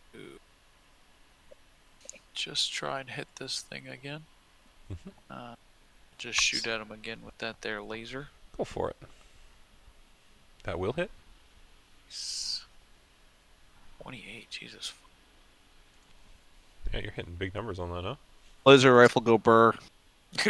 You rolled 2 8s on that and a 7 is why. That's you basically were 1 off from max damage. That's nuts. 17 will still hit as well. Nice. That's better. 13. Okay. I don't think I can reroll as you those. pierce through this thing with 2 separate shots, it will tumble out of the air, no longer alive. Leif be shooting. Yeah. Okay. Sounds good. I'm That's so going much to damage. after. Yeah, really. I know. I'm just. I'm glad that he's the only one who has range. Yeah. I just don't really use my bow anymore. Yeah, I mean, you have like mid-range. You can throw stuff. So you can just probably get into melee range of most things that you would use a bow on, anyways. Yeah. I do Gonna have be the fast means to enough. do that, yeah. up here. Okay. Oh, did you Leif proper me? Nice. Leif proper is the one with the wings because it's Yeah. got, bless. Oh, blessed on it, so that works. Yeah. Okay. All right, I'm gonna move here. That was all my attack, so I'm good. I'm good there. Actually, Absolutely. no, I think that was a bonus action. Let me see something. One second. No, you bonus action summoned. Yeah, I don't. Oh, my Unleashed Incarnation doesn't take it. It takes no action. Correct. You just only have Oh. a certain amount of them per long rest, I believe. Yeah, I'm gonna burn one of those and try and shoot this one that is Go for over it. here at Blue's Deck. Yep. 22 Yep, that'll hit. for 23. All right, cool. Wow. Absolutely. Rolling big again. And, Hitting them just to late be numbers. clear, I'm using my Echo with the Yeah, that's laser fine. rifle. Yeah, Gotcha. okay. Gotcha. Yeah. Absolutely. Hitting damn big numbers. Alrighty. Yeah. If that's everything, then Mallow. Oh, did I lose you, Mallow, or are you muted? No, I'm just thinking. Okay, you good then. Just making sure I got you. Don't pull something. Right along the wing, it's close enough to the guy next to me. That one's at head level, which means my wing is close enough to it. Yeah. Is it so? Did you lose the grapple? Correct. Yeah, I lost It- the grapple. It escaped and went over this way. This is the initial one I was holding. This is just one that came down and took a swing at me and didn't leave. I want to. Can I run across it and jump on top of it? the one that's close to Kara? Yeah.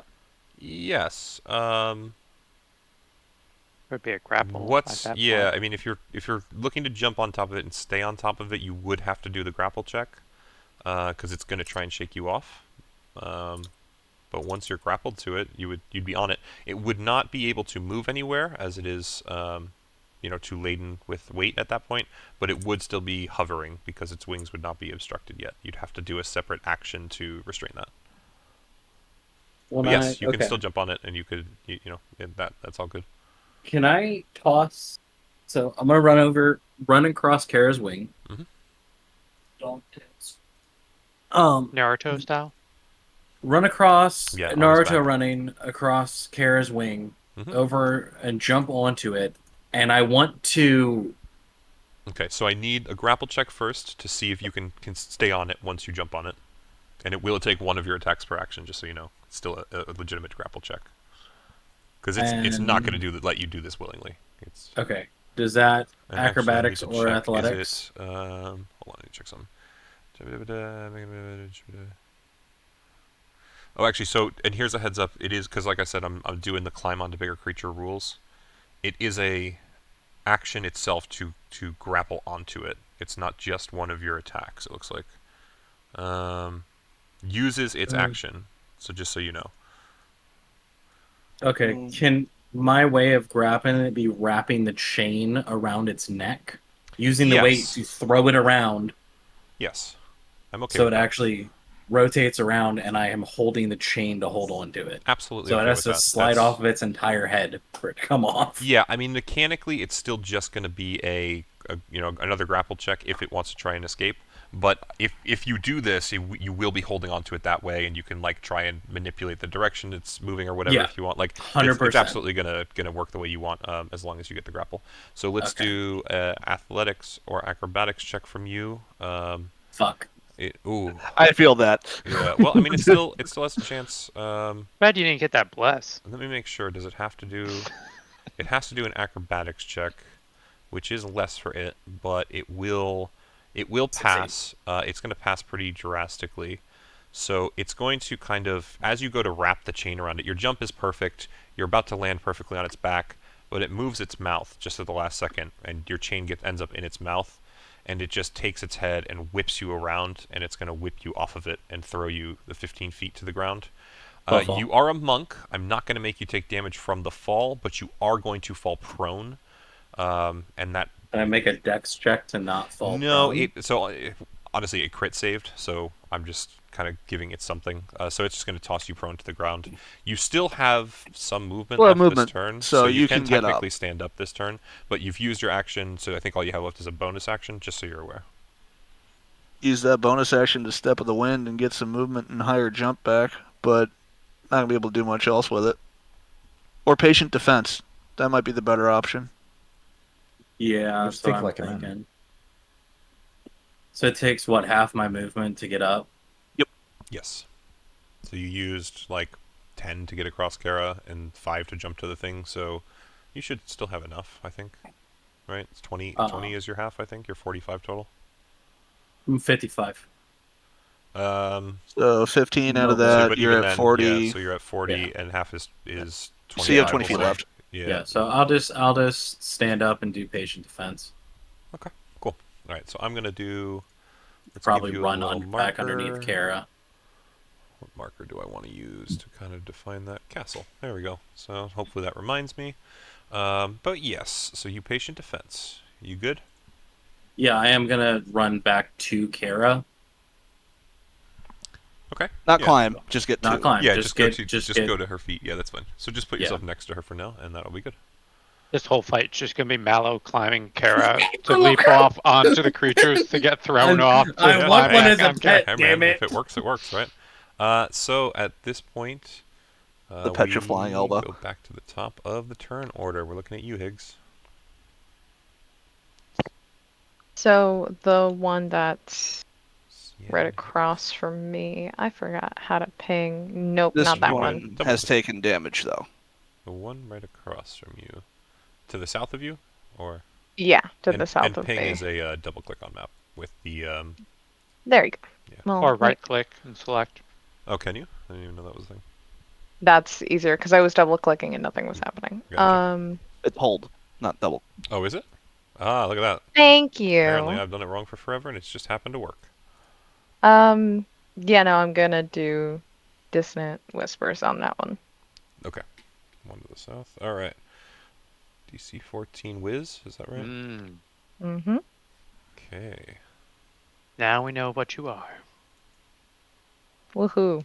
It rolls an 11, so you will do full damage. And it must immediately use its reaction to move as far away as speed allows. Ooh. Awesome. So roll me that 3d6, and... Ooh, big roll too. Wow.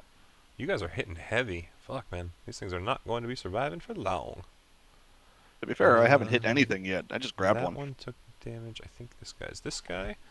16 is beautiful. And it has to take its reaction to move as far away from you as possible. Yeah? Mm-hmm. 10, 20, 30. There we go. It is definitely running. Wow. They have quite some movement. As long as, yeah, for now. All right. Anything else that you would like to do? And I'll just move down. Where? Dear Lord. To be closer to my hatted friend. Awesome. Perfect. Alrighty. It is your hatted friend's turn. And seeing as he... Oh, let me take a look at that, actually. So as he's going, Pluzak's gonna say, "Do we have a code word for the new people yet? No. As you say this, the hatted one just reaches back and removes one of his swords from his box on his back. This one has a kind of jagged and almost stained, rusted-looking blade. Looks like it would hurt quite a bit to be cut by. And he just kind of takes a stance and looks up at this thing near him and Higgs and seems to be preparing to attack it should it come close. Interesting. I like it. And with that, Bluzak's figuring it out. With that, it will be the next on turn order, Kara. I telekinetically summon my lightsaber, essentially. You just like pulling it off your belt, you're saying? Yeah. Yeah. And I go to swing at the one that is within 15 feet of me. Absolutely. Turn that on, turn that on. Oh, I wasn't supposed to roll with advantage, but we take it. Because the first number is the 23. Oh, for it. with bless. Oh, that's cool. Alright, so enlarged is on, giant smite is on. Yeah.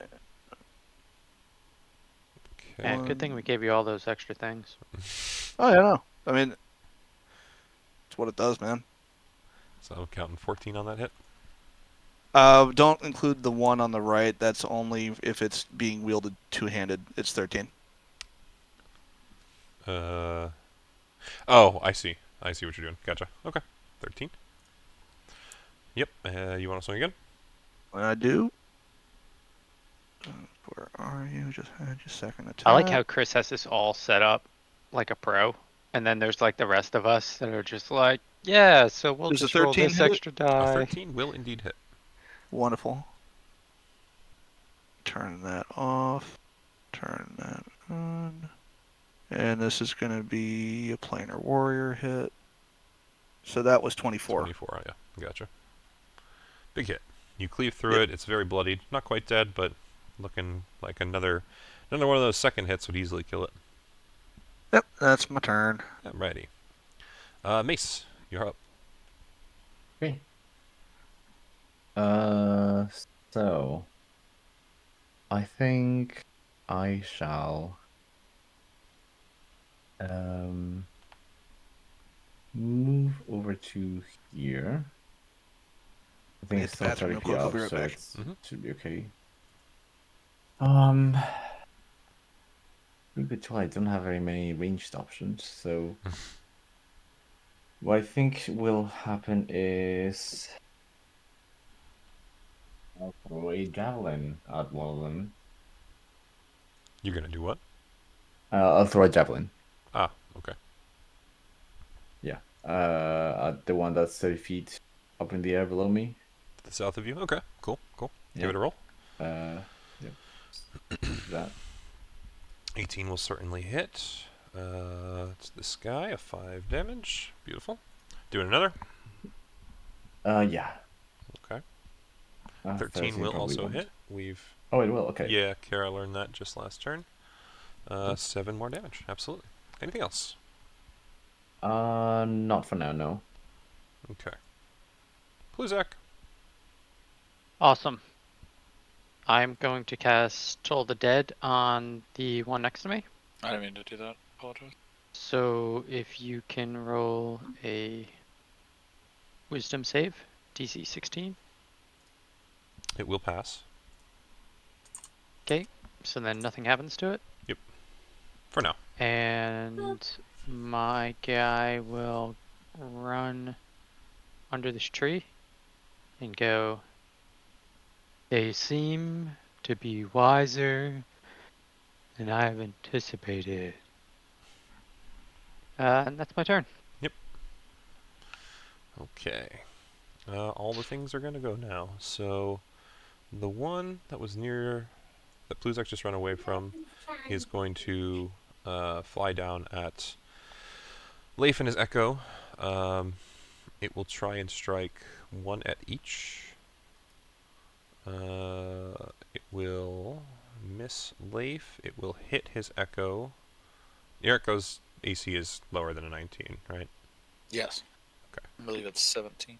Yeah, I know it can get up there. It's proficiency bonus based. So it's not going to be there till you're higher. Okay.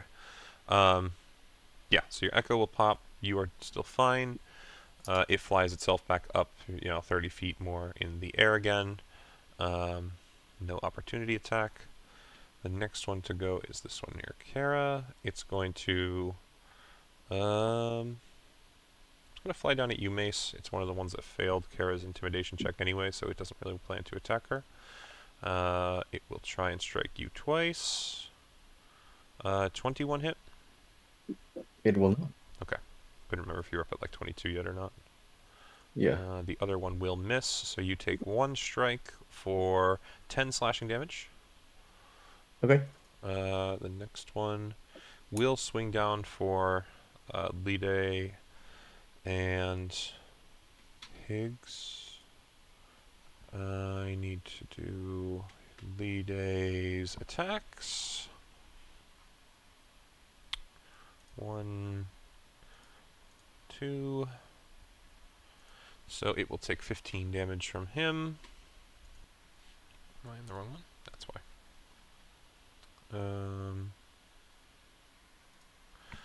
It will then attack both of them once. An 11 will not hit Higgs. A 19 will hit Lide. Okay. So after seeing what the swordsman does, Mhm. Pluzak is going to call out, "Hold your attack until they strike you." Thank you, Pluzak. Beautifully done. It will now be the one next to Kara and Mala. Oh, actually, no, this is the one that flew down south. At this point, it can come back. It will come back there. Now the one in between you two, it's going to try and fly down and strike at Mallow once, and then Kara once. Disadvantage. When did you dodge? That's right, you did dodge when you hit the ground. Yeah, You're when you correct. land. So then let me re-roll that. A 16 will not hit you. The 24 certainly would have. Kara, you will get hit. Burn the pops out really quick. Kara, you will get hit for 16 slashing damage. And then after it swings at both of you once, it will fly itself away. So it went 15 down. It'll do another 10, 20, 30, and it will go 15 back up. So that keeps it pretty even, and that's all of them. Leif, it is your turn. Nice. Alright.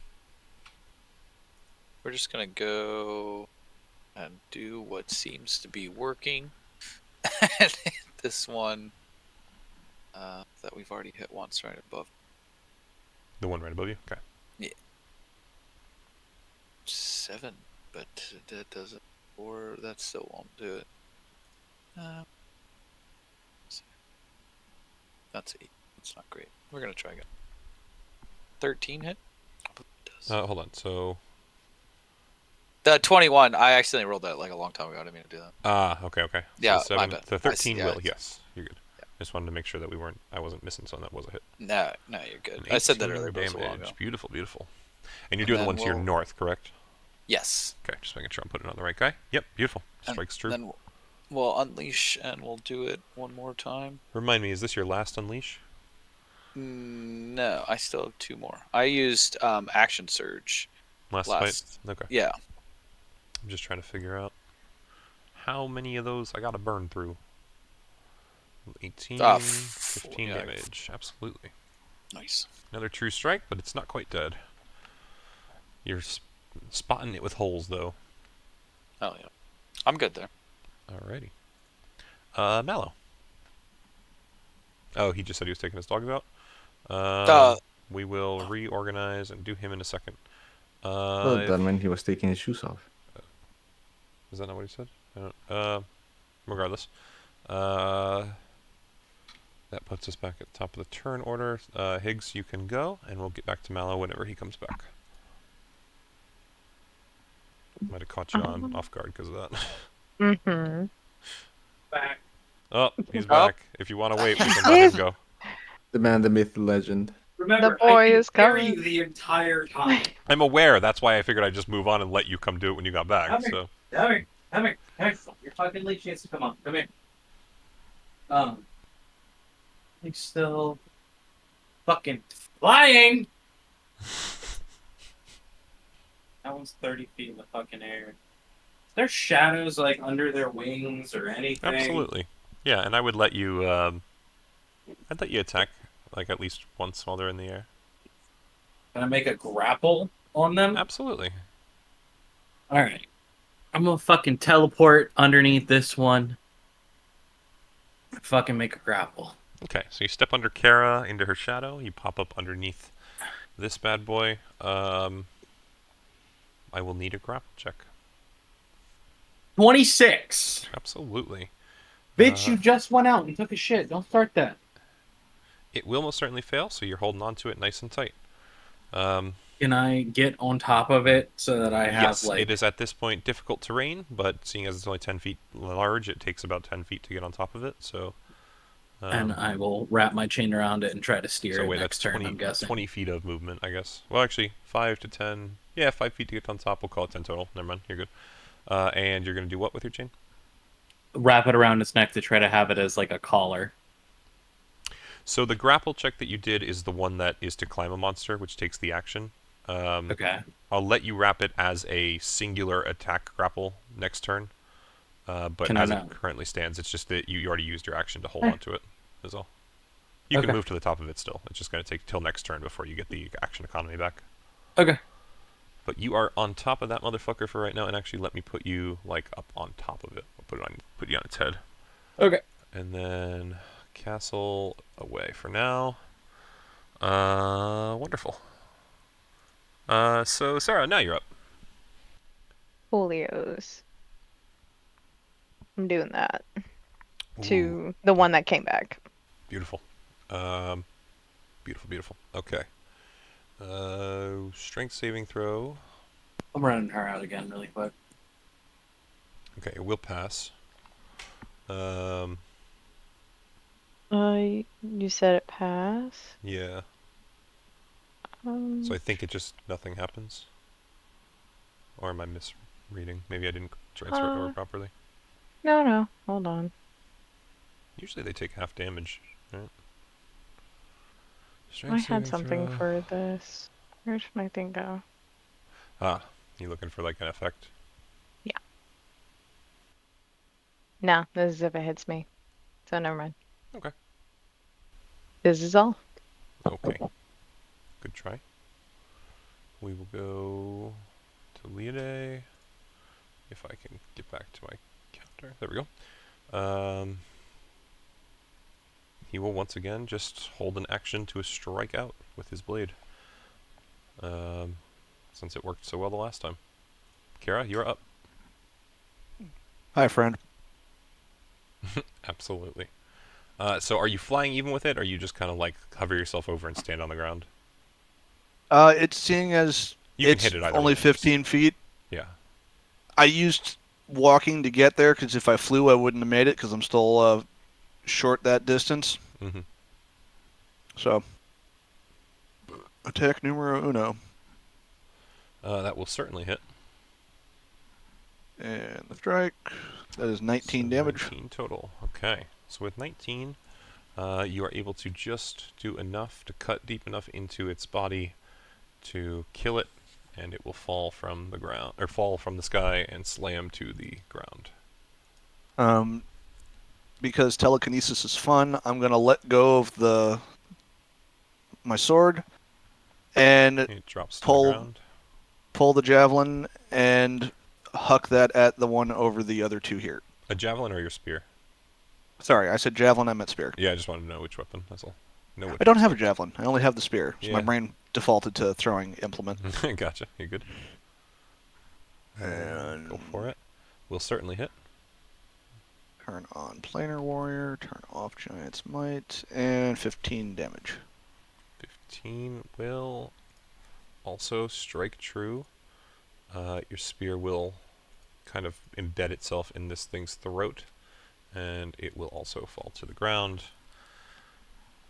The last vestiges of life twitching out of it. Do I need to wait for my turn to resummon both items, or can I I technically do that? think you can technically do it. I think it's free, or is it bonus action? You'd have to look. It was never described as an action. It was just something I could do. It's in your armor. If it doesn't say, I know. then I'm it's free looking. I'm action. looking. Yeah. Can telekinetically summon any nearby shield weapon, or it does not state Yep. an So free action. Yeah. So yeah. So I call back both the I'm sword gonna and say, just for the sake of sheathing a weapon is an action. You can call one back to your hand, but you can't put one away right now. So one will still have to sit on the ground until next turn, if that makes all right, sense. and then the spear will keep that one pinned to the ground, and I'll recover the sword. Perfect. Sounds good. So the sword is in your hand currently, just so you know. Awesome. Any movement left or anything you want to do? There. Awesome. Mace, you are up. Well, Mallow is currently grappling the one. Is that one to the left of me on the ground? The one that's 30 feet. No, it's 30 feet. Oh, in it's the air. still 30 feet in That's, the air. Yeah, Mallow Shadow stepped up to it. Ah, I see. Well, seems like everyone's handling it pretty well altogether. So maybe I'll just. Oh, I mean, that's the strong people, and there's only one there left. So I think I might as well just firebolt one of them The one to your left or the one to your north? to the north. Alrighty. Go for it. I mean, if Mallow somehow, by some miracle, manages to tame one of them, I'm not gonna hurt it. But yeah, that's gonna miss. So That will indeed miss, yes. yeah, and yeah, that'll be it for me. Alright, Pluzak. Alright, we're gonna do chill touch on this guy here. Absolutely. Next to the leaf. Give it a roll. Or this is a save? Nope, No, this is choose a chill roll. touch the roll. Yeah, here. That will hit. 26. 1.12 Ooh, damage. 12 points What? of damage. Alright. Who's this guy? The icy touch grips it and nearly knocks it out of the sky, but it's just falteringly holding on. I believe it can't attack you, or it has disadvantage if it does this turn. Only if it's undead. Ah, okay. Alright, anything else?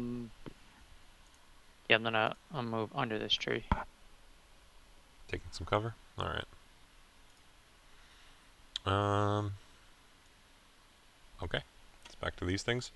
So the last one you attacked, he's going to try and strike out at Leif and his Echo again, seeing as it has hit him the most. 12 will not hit your Echo. An 18 on the die hits you regardless. That is 9 damage on you yourself, Leif. Nice. This one is the one Mallow is riding. It's going to try and shake you off, Mallow. I need you to do an athletics or acrobatics check, your choice. DC 22. Nope. Okay, so it will try and shake you free. It will shake you off of its back. You take no damage falling to the ground. You do land on your feet, because I'm going to say your acrobatics roll is okay enough. You didn't fail. And slow fall. Yeah, slow fall just reduces the damage. I don't think it does anything about making you land, but I won't penalize you too much. Yeah, so it shakes you off. That's its turn on action. It's going to... What's the smartest direction for it? It's just going to go join its buddy over here, 30 feet in the air. Who will then fly at Kara. 10, down 15 to 25, attack, and then we'll just go back up to where it was. So it will try and rend you twice. Miss one on the first. It will hit on the second. You will take 12 slashing damage, Kara. Okay. And then it will fly itself back up to its buddy. I'm not looking so hot. Leif, Nice. We're gonna shoot this boy again. go for it. That will not quite hit. Oh, what about 15? Oh, Yes, yeah. that will. Does your echo His gets echo plus. uses his statistics for attacks, so yeah, technically it would. Cool. Okay. All so- that for 9. Yeah, well, I will tell you 9 is more than enough. That one is weak enough at this point to fall out of the sky as well, as several others Nice. have. If I could get rid of the numbers. Okay. Anything else? I guess I'll look at Mallow and I'll just be like, were you saving one? But I was gonna try, but at this point, fuck it. All right, so I'm gonna shoot because I should have. I think it's 100 feet. You're in range. Yeah, yeah. I You're think, probably I within think I'm range, good. yeah. I don't even think I need to move. You don't. You're in range. I'm just gonna shoot the one that's like closer to Left? us here. Okay. Yep. 16 hits. for 20. Okay. Nice big damage. Leif's doing it all. All right. Yeah. Anything else? Hey, Nah. fuck you. I killed 2. I'm You did I'm kill just 2, gonna. but he's just- fucking softening these fuckers up. I'm just bringing this echo. Well, I've killed 2 as well. How about that? Acceptable. I'm Alright. screaming it up in the air. I also killed 2. Fucking Gimli and Legolas over here. Yeah, All right, no, Mallow, you are up. Do I have to toss a dwarf now? You can. You guys Yeah. have a smaller person in the party. You can ask. well, everyone's smaller to her now. Throw whoever you want. I'm gonna do it. I think I have a carry capacity of about 900 pounds right now. I could pick up and throw almost anyone here. Just put us all in the palm of your hand and throw us all. I'm gonna run to the shade that's underneath this tree and teleport on top of this one. Or Okay, you can underneath teleport it. under it. Yeah. You want to do the grapple again, or do you want to just? Yeah, target? fuck it. We're just gonna Alright. keep grappling these Go for it. things. Go for it, my dude. Shit! Yeah, you're gonna fall to the ground and land prone again. You know, you won't take the damage because monk bullshittery, Monk. but you land prone. How far did you move? Just so we know, you probably have more than enough, but 25 25 feet. of your 55, so you have 30, Yep. 30 left, right? Yep. So yeah, you would still require 25 to stand up, but you have enough to stand up. Alright, I'm just gonna stand up. Fuck it. I'll take a Stand up, disengage dust yourself again. off. Not disengage, fucking dodge again. Dodge bonus. Well, you can't. You used your action to try and grapple, and you used your bonus action to shadow step, right? Is it a bonus action for first? Shadow step, yeah. Okay. Right. No. I was. Yeah, you'd have to spend a key point to do your bonus action dodge as well. All right, so that puts us back at the top of the turn order. Higgs, you are up. Would Kara would have said the thing about her not feeling very good out loud or no? Yes. Okay. Then I'm wandering over, and I'm just gonna touch her leg and do cure wounds. Beautiful. Thank you. Oop. I'll take it. So 12 total, looks like. Beautiful. Another second wind, essentially, Kara. Yep. All right. Anything else? That's it. With that, it is Lide's turn. He is going to come over to towards you, Kara. He'll run the 10 feet, and he is going to just... he's going to use the remaining of his movement to kind of just rapidly climb you, sit on your shoulder, and just... If you can get me towards them, I'll continue to chop them down. This can be done. Okay, beautiful. Actually, he's going to tell you... If you can get them in a line straight ahead of me, I think I could do something useful. And just kind of raise what looks to be a javelin. It's your call how you want to approach. Besides that, it's his turn, because he used the action to climb you. It will be Kara's turn herself. Let's see. So they're 30 feet up. 10 feet to get there. walk over 10 feet, fly up 30. That Okay, math So works. you want them to be like stomach, chest height for you, basically. Yeah. Kara's up 30. I All can't right. really maneuver. Like, if I wanted to make use of all of my movement, I can't get there and get to the height I need to actually do things. So, Gotcha. Could do it as a dash if you want, right? Or are you just trying to hit? but then I cannot attack. Yeah. Okay. No worries. Just wasn't sure. So, swinging at the first one. Doing righty. Okay. Are both attacks going for righty as far as you know? We'll see how the first one goes. Gotcha. 22 will certainly hit. Oh, and actually, I'll do this for you as well. What's up? I'm just putting a little spear icon on this guy. Gotcha. So, 18 damage on the first one. Absolutely. How's it looking? Technically bloodied, but it will take more than another one of those level of hits to kill it. Okay, just checking. Yeah. Second attack on this creature. Very nice. I know that hits. Certainly hits. And planar warrior on this one for 17 damage. Okay. 17 is still pretty dang good, but it does not quite die. And I'll burn my reaction early and give Zeddy an Enshahar die. Which one? Dude riding my shoulder. Okay, gotcha. Let me do this for you guys. If you want to try and use proper names, I should probably, Zahidi, or... yeah, here. Swordsman. Yeah, swordsman works too. Oh, I was Lideji. combining the two lanes. Yeah, you're good. Lidishi. Okay, Yeah, you're good Lidi. then. I'm just glad you're trying. So, yeah, you get him up there, So- and he's ready to attack. Alright, so, he will, yeah, so he has to wait till his turn still technically to do that, but at that point he is at least at the right height, as is needed. Mace, it is your turn. Thank you. Oh, you're muted, Claw.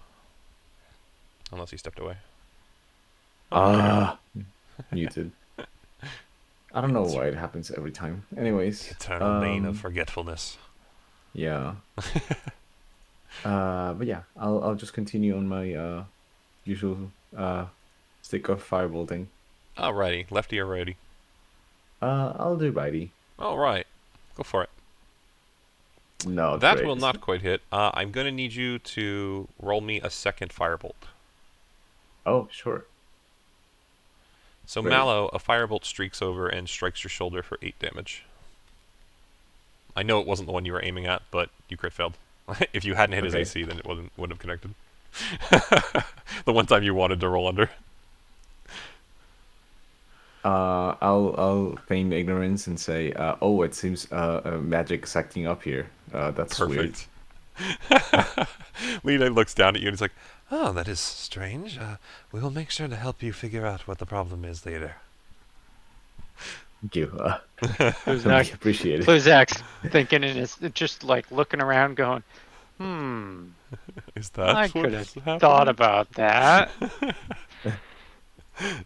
Pluzak just writes notes. Yeah. Anything else you want to do, Mace? Movement or anything? That'll be it for me. Okay. no. So Pluzak, you are actually up as you're considering this prospect. Chill touch Okay. Lefty or righty? on. Or Mallow. Hello. Man, I can't say Mallow, but I can say the one above him. So lefty. To be fair, I do think he climbed to the top of it, right?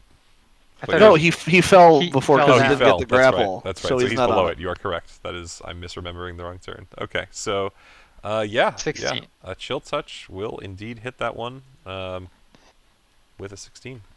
Only Only 4. That will damage. not kill it. No. yeah, I think I don't think I'm gonna move from here, so that's it for my turn. Awesome. Okay. Now these things have another attempt. They are going to. All right. So this one's going to swing down at Mallow, the one that's above him. He's going to try and rend him twice. One will hit, the other will hit. That is 7 slashing from the first and 10 slashing from the second. So 17 total. It is going to stay ground level, however, at this point, and just 10, 20, 30 itself away, or at least try. And then the other one will also go and... So is it flying away? Yes. Okay. Yeah, it swoops down at you, attacked, and it's just at, like, above ground level, but it is still flying, technically. The one next to Kara and Lide will do 1 attack on each of them. 20 hit you, Kara? A You have your 20? shield, Yes. yeah, okay, so 20 will hit you, a 15 will not hit Lide, I don't think, yeah. Kara takes 9 slashing damage, and then it will... It did not move to do that. Debating so taking Sentinel just to stop this from ever happening it again. wouldn't matter on this, because Leif has it. These guys are able to fly away from him as well, so your character would technically know that. 10, 20, 30, 40, 50, 60. It is just going to try and start escaping with its life at this point, having done what it could. Leif, you're up. Nice. All right, we're sticking to what we know. The only one we're really close to. This guy, we're gonna smack him. Oh, 16. That should be good. I mean, the other one's in range. Jesus Christ, I could. Oh, I've already shot this one. Mhm. That does what it do. We'll just again 10. Okay, so I'm sorry, still the 16 was on the right? left one? Is that what I'm... Yeah, I'd already said that. Okay, yeah, I just wanted to... I misheard you. I wanted to make sure. 21 on that guy, okay. Oof. Then if I can. A 10 will not 12. quite hit, a 12 will not quite hit.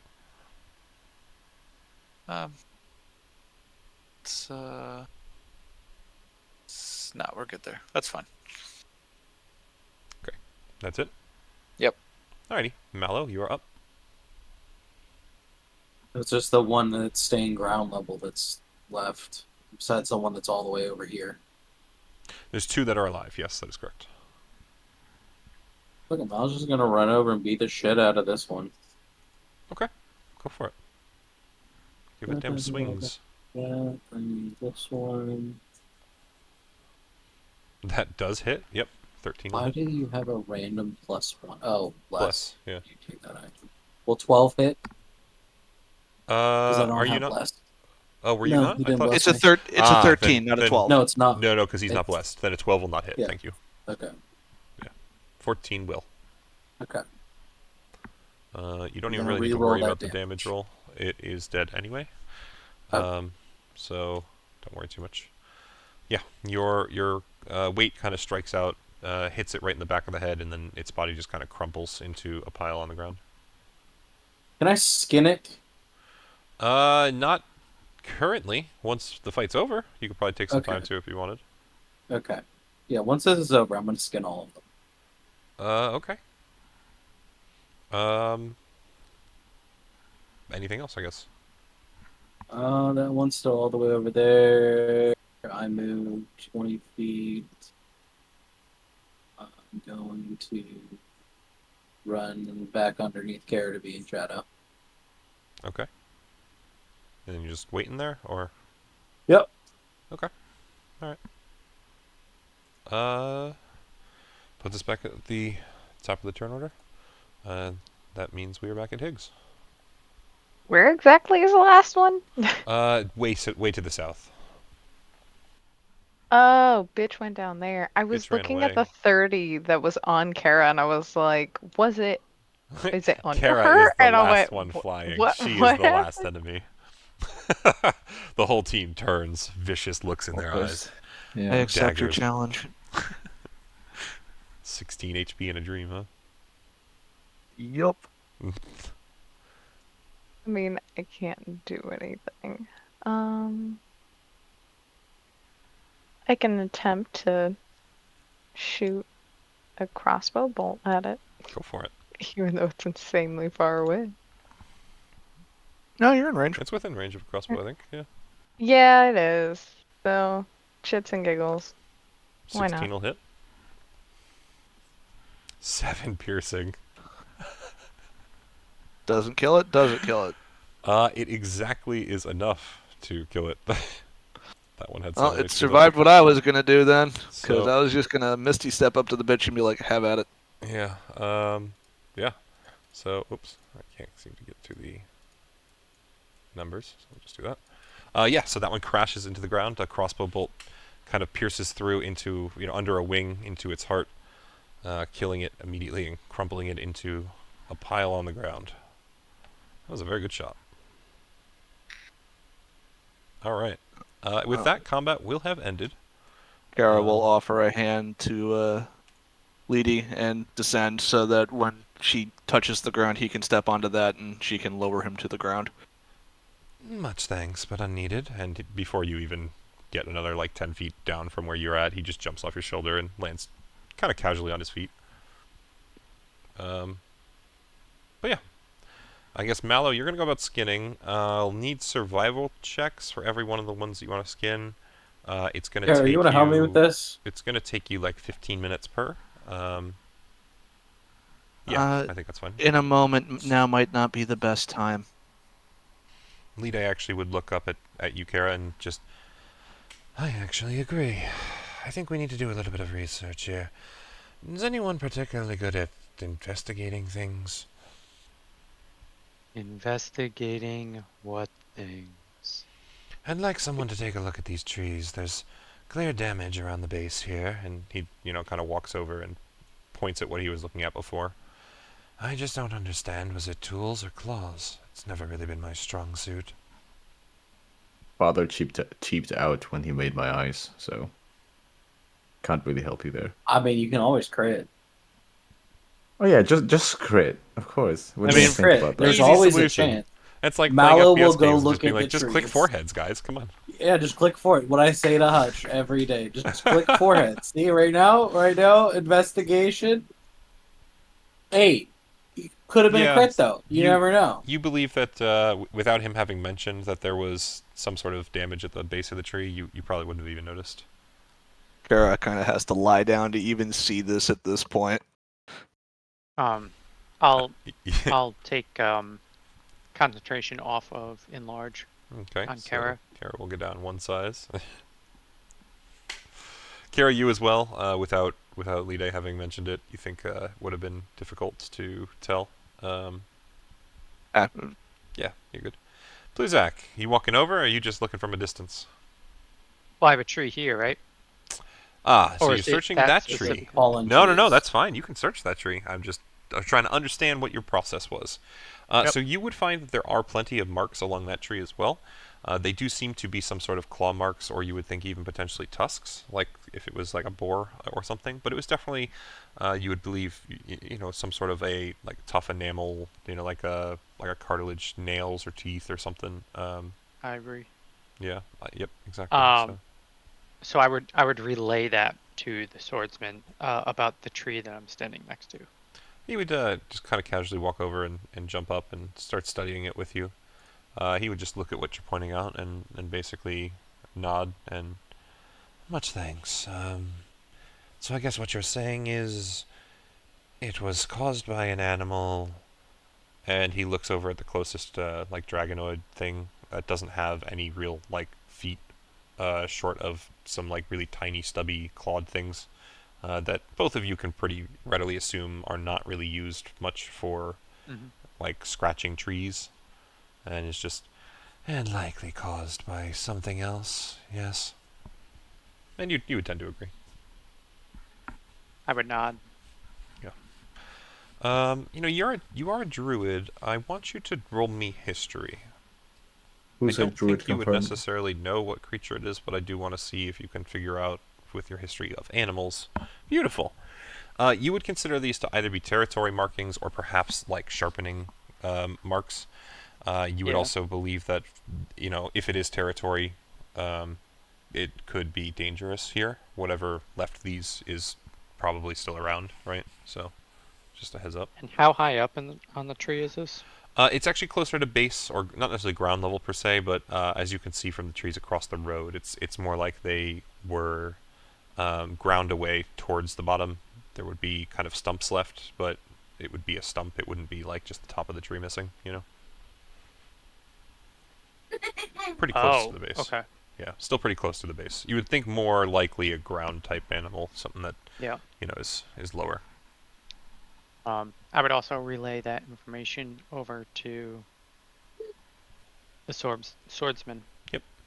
In my world, that's what I would, That's what you would assume, sort of thing. point out. Very interesting. Is it? Do you gain some level of animalistic instinct being so close to them yourself? Is that it is easier for you to pick up on? Are you saying because I look like a turtle that I know what other animals are like? I'm inquisiting if that is indeed the case, yes. You have pointed out quite a bit of animalistic behavior here. It's just, I'm curious as to how you know all of it. Years and years of training and studying and research. Oh, okay. That is not what I expected, but clearly a man of a path of his own. Much respect. And he'll just kind of turn on heel at that point with a little, bow of his head and start back towards Kara and the group. And he will call out at this point, specifically towards you, Higgs. Sign. I'm still so bad at you. Higgs, if you don't mind, could you take them towards Xinglong's mansion? I'm going to run ahead. There is much that needs to be discussed with him, and I believe he would probably prefer it privately before all of you are greeted. Radio. Thank you. Your help is Before- always much before- appreciated. Go for it. Before we're greeted, Greeted, yes. as in by Xinglong? Yes. Okay. And he will just start running off to the south before very rapidly disappearing in a kind of kick-up of dust into the distance. Okay. I start casting bonfire You gonna start lighting them?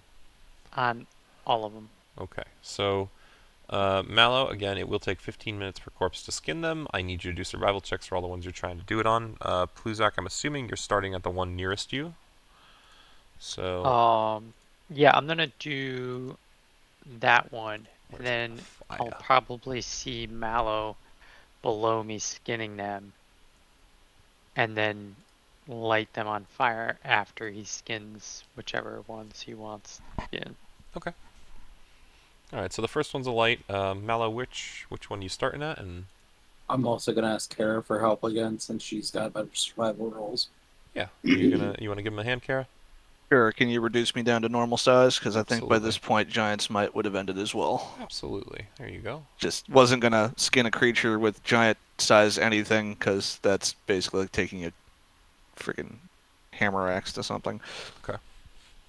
Alright, am I assisting you or am I rolling for you? I would recommend that you roll for me because I am not proficient in it and have a +2. Okay. That's a 24. Okay. So that one skin's fine. You can just add a flying worm, WYRM skin to your inventory. And then Pluzak, I guess you would kind of saunter over after that and bonfire Yeah. the fucker. However many you're willing to skin for me, I'll Uh, take them all. I guess Kara, you would have taken your spear back, I'm assuming, since you're skinning it. If you notice 2 rolls up, I do not, and I will go. Yeah, okay. Yeah, I see it now. So Pluzak lights this fucker on fire. it's easy fit.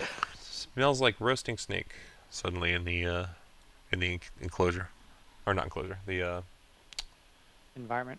yeah, whatever that's the word I'm looking for. Environ. In the clearing, I I'll guess. roll 2 more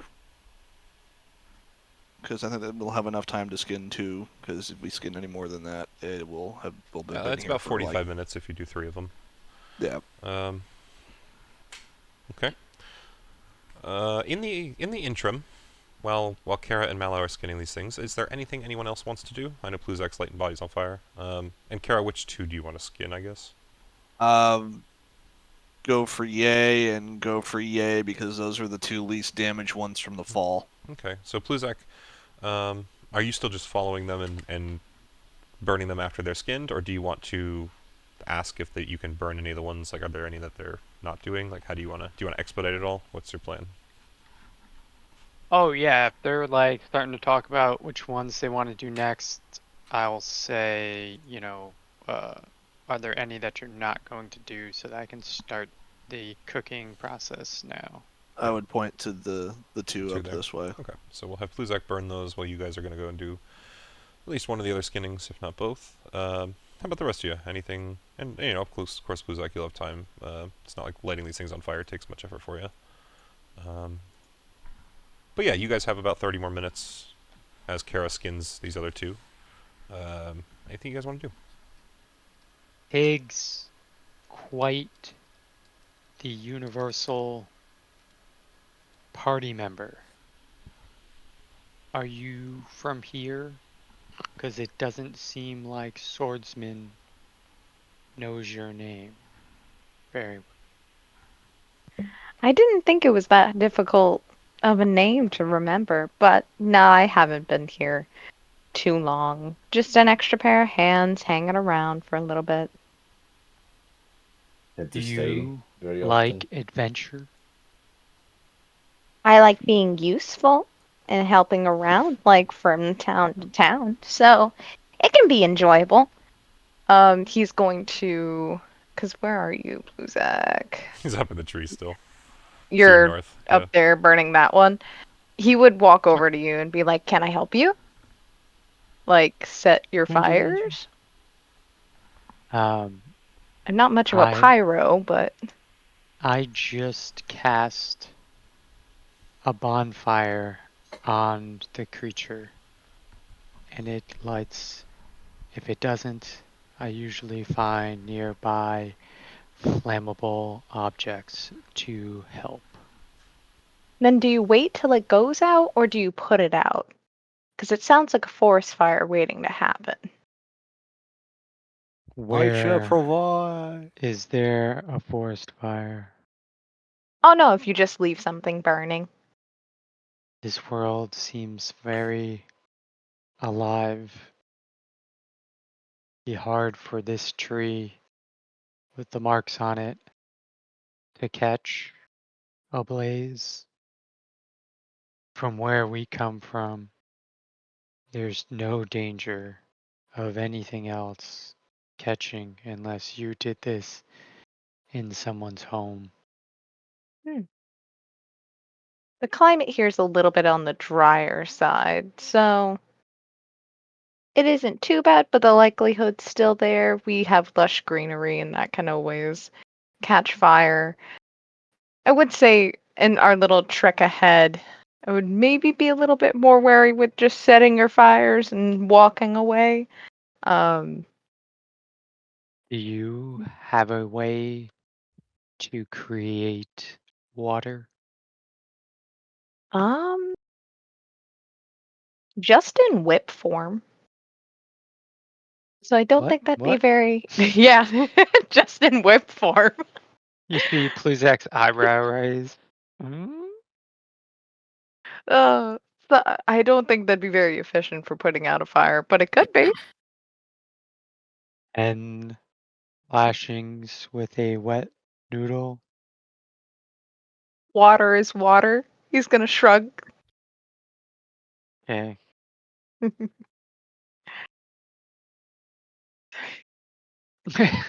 Are we just watching Mace roll around in the grass?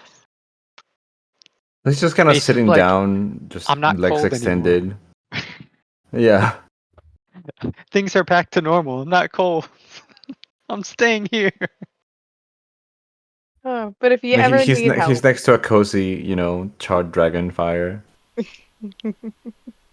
If anything, it's like starting to get uncomfortable, which you've never felt from a fire before. You're like, but the heat's Yeah. always been so nice. What is this? This is madness. Let's see. He sees bugs for the first time. Goes to grab one, crushes it. He's like, no, what have I done? My friend. As he's just gotten through murdering other creatures. Oh my Yeah. god. For Pluzak, is it a really difficult place where you guys came from? Harsh would be a good term for it. Remind me to note never to travel where you guys are from. I'm not. I don't mind In a our defense, struggle, we're but trying to make it a little more like this. It's just taking some time. that's a big goal. Well, climate whole change doesn't come world? overnight. Just No. in the distance, you hear Kara. It's a bitch of a goddess fucking with the weather. Did you guys do something to make her mad, or is she just mad? She's just petty. Mm. And we pissed her off. That Well, that doesn't was make after. it better. It's actually Leif's, or it's actually Mace's mom. That is not true. So are you like an adoptive son? Uh, And then I'm remove. not sure how it exactly works. Oh, I'm she's hesitant to use the term godmother. Ooh. Suffice to say that there were some dealings that I wasn't aware of until very recently. And, well, I decided to forgo those strings. And, well, it's been a little hard since. Before that, I was able to traverse the land without major issue. I figured, everyone else was exaggerating when they complained about how difficult it was. I have a new understanding of the sensation that they call cold. Temperature. Oh. So this must really be a walk in the park for you now. This is, I think, new to just me. I don't know about everyone else, but I've only known the snow, and, well, seeing this much green is strange. You usually only see something like this when something's gotten rotten for a while. But this doesn't look like mold. So just a heads up for you, Sarah. Sorry, I keep forgetting Kara's name. Higgs. There we go. As he's saying this and like feeling the grass, you would notice that there's like some movement at his hip, and then all of a sudden the warhammer that's there seems to like crawl down him like a spider and starts moving off through the grass as well, just like rubbing itself along the grass. Huh. Like a cat? Yes, Okay. it's experiencing this in its own way. So he's gonna walk over wherever cat-like weird thing is, and he is going to hold his hand out and attempt to pet it. Yep. You want me to roll something for that? No, I think Chance at this point is kind of distracted. You'd be able to get a hand on him, no problem, but the second you do, you would hear a voice ring out in your head. Who's touching? Hello? Oh. Hi. I should What are specify as well. Telepathically ring out. Yeah. You would be very familiar. So, hi, I'm Chance. I'm that one's brother. And he would just point a tendril towards Mace. Mm-hmm. Is this weather new to you too? The weather, I remember it from the books we would read, but it feels new. I've never. This stuff is really soft.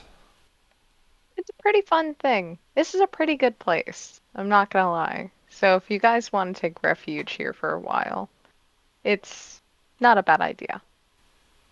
Can we? Is it possible to train here? I want My brother almost died recently, and I want to make sure it doesn't happen again. Most definitely. Lead the way. And he kind of like stands up off of the grass at this point and just wanders back over to Mace, climbs back up his hip. This is also a two-way conversation, right? We're It not is hearing any of specifically. this. I guess the only thing you might hear is if Higgs is talking out loud. But Right, chances stuff, okay. of Yeah, course I'm not. talking out loud. So you'd hear I know Higgs' it's in my half. head, but I'm talking out loud. Yeah, so you hear Higgs' half, but you wouldn't hear anything Chance is saying. So. Mm-hmm. I was going to turn towards Mace and be like, "Can you hear him too?" When I'm holding him, yeah, but otherwise no, unless, well, there's a few instances in the past, but it's kind of a proximity thing. Interesting. How very interesting. That second one is definitely Chance. Yeah. Oh, Not we quite a love cat, it. just an eldritch horror. Looks like a cat though. What was I gonna do? I think because I was just going to talk to Mace, in his brain. I'm just trying to figure out, was there anything It is. else to my telepathy? Nope, sorry. You are I- proficient with it though, which also I thought was very interesting. Yeah, I really hate Roll20. Get used to Same. it, bitch. I hate it. God. I'm very But jealous pretty of much. Chris. Oh my God. But I'm just gonna reach out to Mace and pretty much be like, well, if you ever want to have these kinds of conversations, non-contact, I could connect y'all. You mean all of us? Not that big, but I know, believe it. Well, I was about to say I could do a three-way. That's gross. I can at least do. Can I? For the wording of this, would I have to be included, or could it be two separate creatures? Yeah, the universal. Just the chosen creatures can understand you. So I could have a three-way conversation. Both Leifs keep nudging each other with their elbows every time she says three-way over here. Gross. Yeah. Oh, how Remember can when we we Eiffel forget? Towered her? How can we forget? Oh my God. Just every time an Echo spawns in, now he just high fives me. Just Oh, wait, yeah. I think you're right. It might not be the telepathy. I have a cantrip that lets someone respond back to me. But it was more of if, like, let's say somebody wanted to take chance. So, like, yeah, I could, like, someone could take chance away, but we could relay stuff back to you and have some kind of conversation that way, like, or So you're something trying like to that. create one of those moments where you're talking to someone on the phone. Kind of. If Chance wanted to, like, train away from you, like, if he wanted to get stronger independently, or if he needs you to, like, in order to get stronger. It was more Well, just giving him that he opportunity. can very well move on his own, so I guess that makes sense. Well, yeah, this was the other thing. But yeah, just giving that possibility to them and just continue wander off. Okay. All right. Cool. So, if that's the case, Can I look at eventually, the trees down here absolutely. to see if they fell like the same way from the rubbings, like Swordsman was trying to imply? Yes, you absolutely can. I'll even let you carry the investigation from earlier, because you're looking at the same sort of thing, and you would see that yes, it seems very much like these trees were just rubbed and marked to the point of being weak and collapsed. Okay. You would also tell that the kind of haphazard laying across the roadway here or the pathway. Yeah, no real direction. Right. or- It just seems like it happened to fall this way. Like, and even then, they're not big enough that you don't think that someone like yourself could just grab an end and like start dragging or rolling it out of the way. So not inherently malicious by nature, as far as you can tell. Right. Yep. But yeah. Okay. I'm good. Okay. Anyone else? Just quickly, give you the chance. You're all set? And I'm good. Yep. Okay. Good. Once everything is skinned for me, just heading towards the place we're supposed to go. Yeah, okay. So CN Higgs would give you guys relatively easy guidance. You don't need to do anything on this map. This was only if you decided to run away. Those things would have followed you. You do eventually reach a checkpoint, though. So we'll show you guys. Where normally you feel like it seems big enough and with the way that the canyon kind of quickly overtakes the walls of the pathway that you guys are walking along. You find it very interesting that there's this basically perfect fort here that would stop anyone from progressing forward. However, as you guys pass under it, it would be empty. You would not necessarily see anyone there. And you just continue on your way. I mean, just to give you some frame of reference. Eventually, though, unless anyone wants to ask questions about that, you would end up at a house. I would like to ask why it's empty. Okay. Let me actually. Eggs? I think I might have mentioned this to you, but let me make sure I made it clear. Okay. That would be that. I'm going to leave that for you to share, Gotcha. and I can explain deeper if needed. Which person? Mallow. Yes. There hasn't been a lot of us around these days. We were more in numbers at one point in time, but now it's really just been me and my buddy being the guards. So usually we'll one goes to the portal, one stays at the gate, and then some days we'll swap, so hasn't had too many hands around these parts. Where's everyone going? They just left. I mean, we don't no one's held captive here. I mean, It's just interesting to have everyone this can type of come and go. checkpoint, but no one to really be there. It's just odd. We had a lot more friends at one point in time. It's, again, we don't hold people captive, so you can come and go as you please. Hence why it's a pretty good refuge here. I mean, there's not a whole lot of people that can protect you, but y'all seem you can protect yourselves perfectly fine. So, but if you just want, refuge, we're here for y'all. It is a little strange that you're remarking twice that you don't hold people captive. Yeah. Yeah, that is weird. We're not a cult. So definitely a cult. I Wait wouldn't a be minute. here if this was a cult. I'm way Is this too the much of a Fireside wanderer. Monastery? Well, Uh-oh. Scientology? I'm too much of a wanderer myself for me to have stayed here if I felt like I was held hostage. So That's how they get you. well, those theys are very nice people, and they've been very kind. And you did get a letter from our dragon man, I believe. So Is that what there's you call him? I'm not one for formalities. Oh, well, I mean, I just don't know if he has some sort of official title or anything. As far as I know, this is just his house. He does, technically. Like, a lot of the people that used to be here would just call him Young Master. So, if you'd like, you can address him as such. If you want to keep the level of respect, which is recommended. But it is up to you, ultimately. No one's gonna break your back over it. Okay. Well, I guess we'll see how he responds to us being here in the first place, I think. Alright, so if everyone wants to place themselves with Kara, you guys are on a map.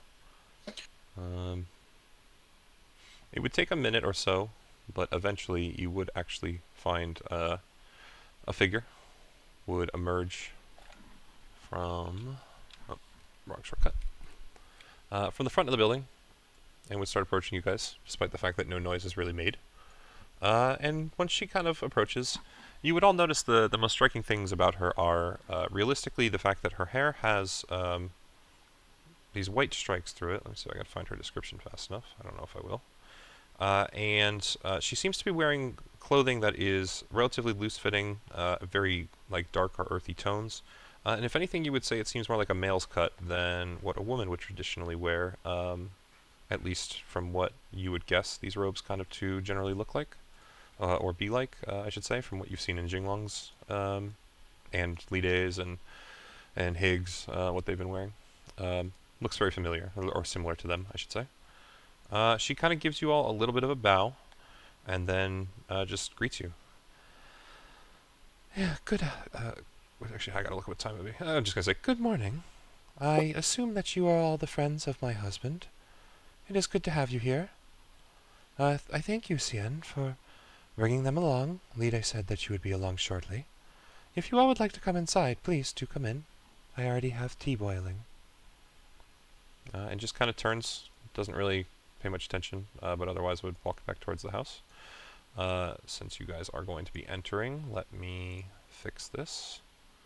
There we go. Hot damn. Yeah, I'm doing stuff. Look at that. You did a lot of work on this. Well, listen, I figure someone's got to try and match your energy on Giants of the Starforge. Is this the beach episode? It could be if you want. Nice. I mean, Is you already this Love fought Island? things, so I don't know. But yeah, essentially the one who introduced herself would just continue nonchalantly into the house. As she passes things, she would kind of point like off to the right here, and would simply say, "That is our alchemy room. I would please ask that you stay out of it, unless, of course, one of us accompanies you." She would stop here and kind of wave a hand. "This is generally more of our shrine room, but we have laid out futons for you all so that you can stay here. We don't wish to make you stay in the wilderness, not if you are friends of my husband." And so then we'll continue forward. "This is our living room. Please do take seats. Currently Lide is discussing something with Xinglong, but I'm sure they'll be done shortly. And if you'll excuse me, I will go start pouring the tea." And she just disappears off into this other room. So as soon as he sees you guys rounding the corner, of course, Xinglong would kind Mao of just goes and brighten breathes up. into his face. Just immediately sits next to him, pulls out the notebook. So I have questions. he brightens when he sees you all. He's excited at the fact that you are certainly here. As you approach him, Mello, before he lets you sit, he would hold a hand out to stop you, and he would point to the next cushion over, or he would even point to the one next to Lide, and would just, "I would appreciate it yes, if you left for my your wife." wife's seat as Yeah, chair." my apologies. Yes. My apologies. I go over to him. Set the notebook back down. I have questions. As he gets up, he has this big boner now, and then Yeah. moves over to the next. He's like walking funny. All I right. have questions for both of you. Both of us being myself and Lide, or I guess all three of you then. I would be happy to help. I just realized. Kara would, apologies, is there a room I might freshen up in? Define freshen up. We actually generally will just grab water from the pond out back, should we need anything. It is simple enough to remove impurities from, not that disease or anything harms us to begin with. Well, would be I am covered in the remains of dead creatures. Do you not have a way to remove crime for yourself with your key? No. No, my I- dear, they are unlike us. Xinglong would, of course, answer. So, I mean, I guess she would just kind of point you towards the pond in the back. They are homeless. With that, Kara would excuse herself and head out the back. So you would definitely know from just your general survival, knowledge and talent. This water is exceptionally clean, even though you don't really see any like source flowing. You also find it a little odd that it doesn't seem to, like I said, there's no source flowing in, but it does seem to be a perfectly well-maintained pond. And you would, I think, with your passive perception, notice pretty readily that at the bottom of the pond, kind of towards the middle, is another one of those kind of glowing magical circles, like what you guys saw at the portal. Okay. So note to self: don't step in the glowing circle. Interesting. Okay. You would see, koi fish in the pond as well, just so you know. And they seem relatively well cared for. They're large and very healthy looking, but otherwise they majorly kind of stay out of your way once your hands go in the water, or if you climb in the water yourself. But they do seem kind of interested in you still, swimming around and looking at you. Okay. Otherwise, for the rest of the party, Xinglong would look at you, saying something Mallow. towards me? Yeah, Xinglong would look at you, Mallow, and would basically remark, I am more than willing to assist in your alchemy if that is the path that you seek. But first I must finish talking with my friend here. No, absolutely. I also have questions for him. That is surprising. I'm more than happy to help momentarily. But yes, Xinglong, it is odd. The response of these beasts, and even the location they come from, is still unknown, but it does trouble me. And Xinglong just nods, and there is only one reason I can think of for these sorts of occurrences. However, as far as I can remember, it is too soon, yes? Well, yes, but I guess there is one way we could find out. And Xinglong will kind of give a little bit of a nod, but he seems kind of hesitant or wary to do so. But he seems to shoot like a knowing glance at Lide, who just kind of gives him a couple nods back, also knowingly. But otherwise, neither of them really say much further. Xinglong will then clap his hands, take kind of a quick breath, and with the exhale, you just kind of feel kind of a, what's the word I'm looking for? A stress that was kind of hanging over the room seems to just dissipate as he clearly kind of changes topics. And all right then, it was Mallow, I believe. What is it that you wish to ask? It'll probably be more of a discussion that we might want to have afterwards for both of you, just because it might take an amount of time longer. So, because I need your help translating what you gave me so that I can compare it to what is in our world versus what is here. That would be fine. What is it that you wish from Lide, I guess? There is something that he is going to go do, so... It might be between Lide and your wife, because I want to train under him. Why would you wish to train under me? Because I don't want to be what I am anymore. You are never going to stop being what you are. You are yourself. If you're wishing to say you want to learn certain skills, then sure, I'd be glad to help, but I don't quite see how that connects. To save time, can Mallow just pretty much fucking lore dump his life to him? No. Let's make you explain. These people know nothing of your world. I'm feeling like Do it. I want to see. I want to see how well you can describe the source of your, or the path of your life.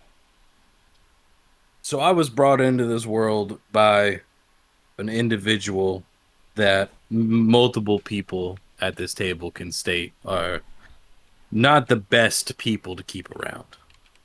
So Zach raises his arm, shakes his head. Mallow kind of like glances at Kara and shamefully turns away. Oh, I'm not even here. You're getting. Mallow looks to where Kara went and looks back. Yes, looks off to the distance where Kara is, and then looks back at the table.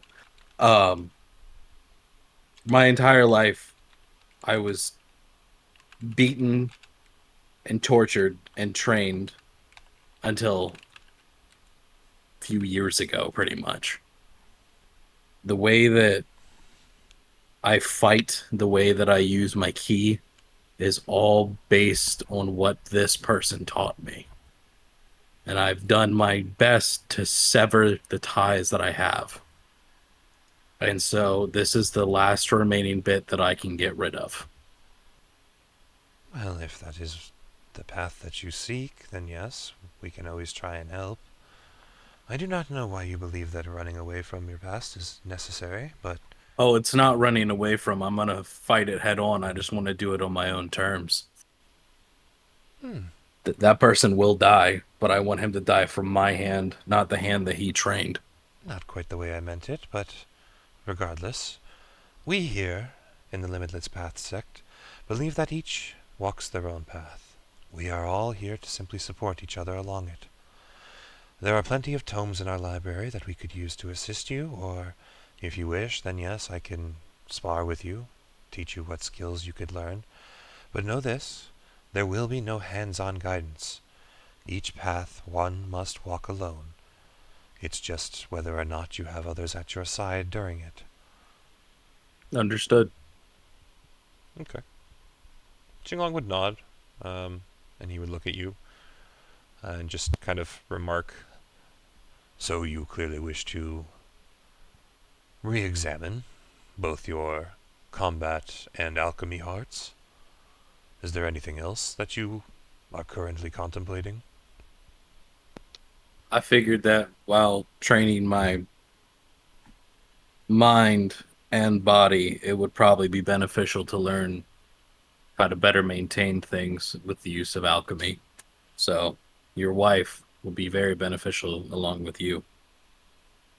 He looks over at his wife, kind of confused, and then back at you. I thought she was the alchemy one. This was in my brain. This was months ago. Yeah, no, Okay. he does alchemy. She's the key. He would still look at her confused, considering you've brought it up, and just, she is essential in producing some of the finest ingredients in terms of plants, but I don't know, unless you're looking to become some sort of a horticulturist, what she might be able to assist you in. No, that's my apologies. It's No, you're it's good. been a rough. It's information I wanted to share her anyway, so. Yeah, it's been a rough. Oh, I misunderstood you. Few weeks. At this point, Higgs, she would stand and give you tea, just so you know, in the return. Okay, she's the one that mainly, when he spoke about it before, she was the one that would be assisting in the understanding of the different elements, different like styles of key. Yes, so I think what you're thinking of is you had asked him to define what he saw your kind of key principle as, and he had said death. And when you had asked if he could guide you, he said his wife knows that principle far better than he, was essentially the summary.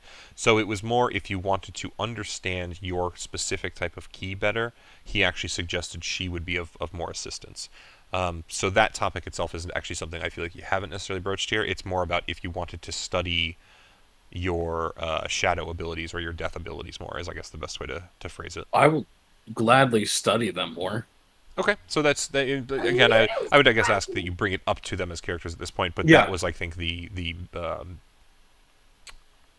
miscommunication, maybe. But that was his intention. Not so much miscommunication. Me not remembering. One way or the other. Yeah, but it's yeah. You're fine. We're good. If I remember correctly, your wife has a better understanding of the principles of key, correct?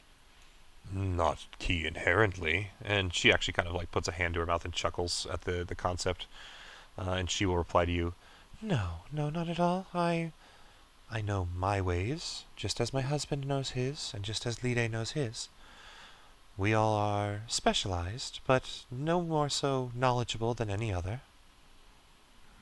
I would kind of raise my hand and focus my key energy into my hand to show them. Sure. Just do me a wisdom roll, and it's just you are getting the effect no matter what. It's just how efficient it is. I just kind of want to see how Mel pulls it off. 21. Yeah. So awesome. Yeah, with a 21 total, you form a perfect little. If anything, it's you at first start summoning up your key, and you're doing it very similar to like when you create the fires for your alchemy pot. But you're letting it be much more freeform, much more inherent, just the power of your key. You're not focusing it into an effect. And as you do so, you see it's kind of like this shadowy darkness that starts in the palm of your hand and comes up and forms into almost like a dark ball of fire. But you would notice that it absorbs all light, and then slowly starts to almost look like it's hardening at the edges. You can tell inherently that it's not. It's still completely incorporeal, but if anything, the way it's hardening It reminds you of the trinkets that your father makes. So you get to sit with that for a second. At this point, Jia would probably look towards Xinglong, who would kind of shrug his shoulders and nod, and she would sigh pretty heavily, but she would reach a hand across the table and simply reach out a finger and kind of touch your little key ball. As she does so, you don't really feel too much more than like recognizing that as she touches it, you know she's touched it. Like it's almost as if this ball of key is still physically a part of you to a degree, but it is still inherently, away from you. And then with that touch, it kind of shocks you enough that you lose focus and drop it. But you would tell from the pensive look on her face that it was enough for her to at least get a good feel for you. And I need to do a bit of a roll. Perfect. So as she's starting to contemplate, she looks you in the eyes, and she simply says, I haven't actually met someone with a power over death so strong that it actually, well, rivals mine in some regard. Is that a good thing or a bad thing? It means you inherently hold quite a lot of power. Whether or not you choose to use it is up to you. I can tell you I can guide you, but I don't necessarily know in what way you wish to be guided. Nor can I promise anything, as much as has been told to you. The path is yours to walk. All we can do is provide some assistance. Okay. Think about it for a moment, because honestly, and she turns towards you, Pluzak, you are actually the one I am most interested in at this table. May I ask, good sir, are you capable of communicating with other animals as well? I'm just gonna look around the table. Me? You are the one I am looking at, yes. You are the one I wish to speak to. I am glad to see you are alive and well. Communicate with animals occasionally. How about nature as a whole? Nature more so. You would notice at that point pretty specifically, while she's been talking to you, her eyes keep kind of flitting to the mushrooms on your back. They also seem to study you yourself in a way that makes you a little bit uncomfortable, and makes you kind of wonder if this is how other people feel when you're like making notes about them in your book.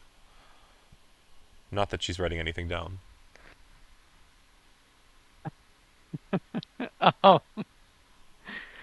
She catch a whiff of my aroma?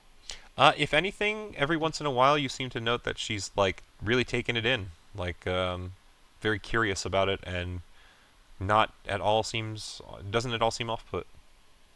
If she Oh, was into it man. any harder, she'd be cutting it up with a credit card and snorting it like cocaine. I wouldn't quite go that far, but it doesn't seem to bother her. How about that? Okay. Okay.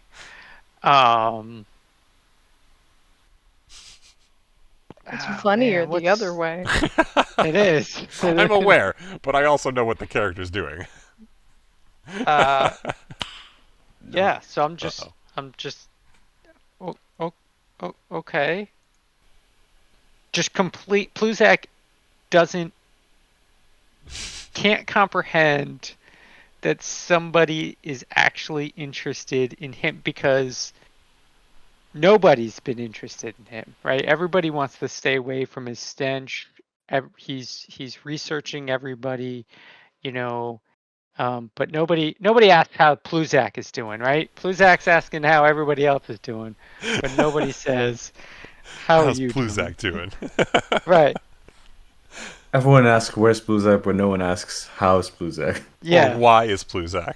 No, Yeah. wait, hold What's on. the secret word, Pluzak? Right? Everyone knows that Pluzak loves Mallow, but why doesn't Mallow love Pluzak? Oh, wait, okay, now we're getting a little off board. Yeah. Yeah, so he just is kind of The speechless soup's on the pot. as to not knowing what to say or do or how to handle this situation. Okay.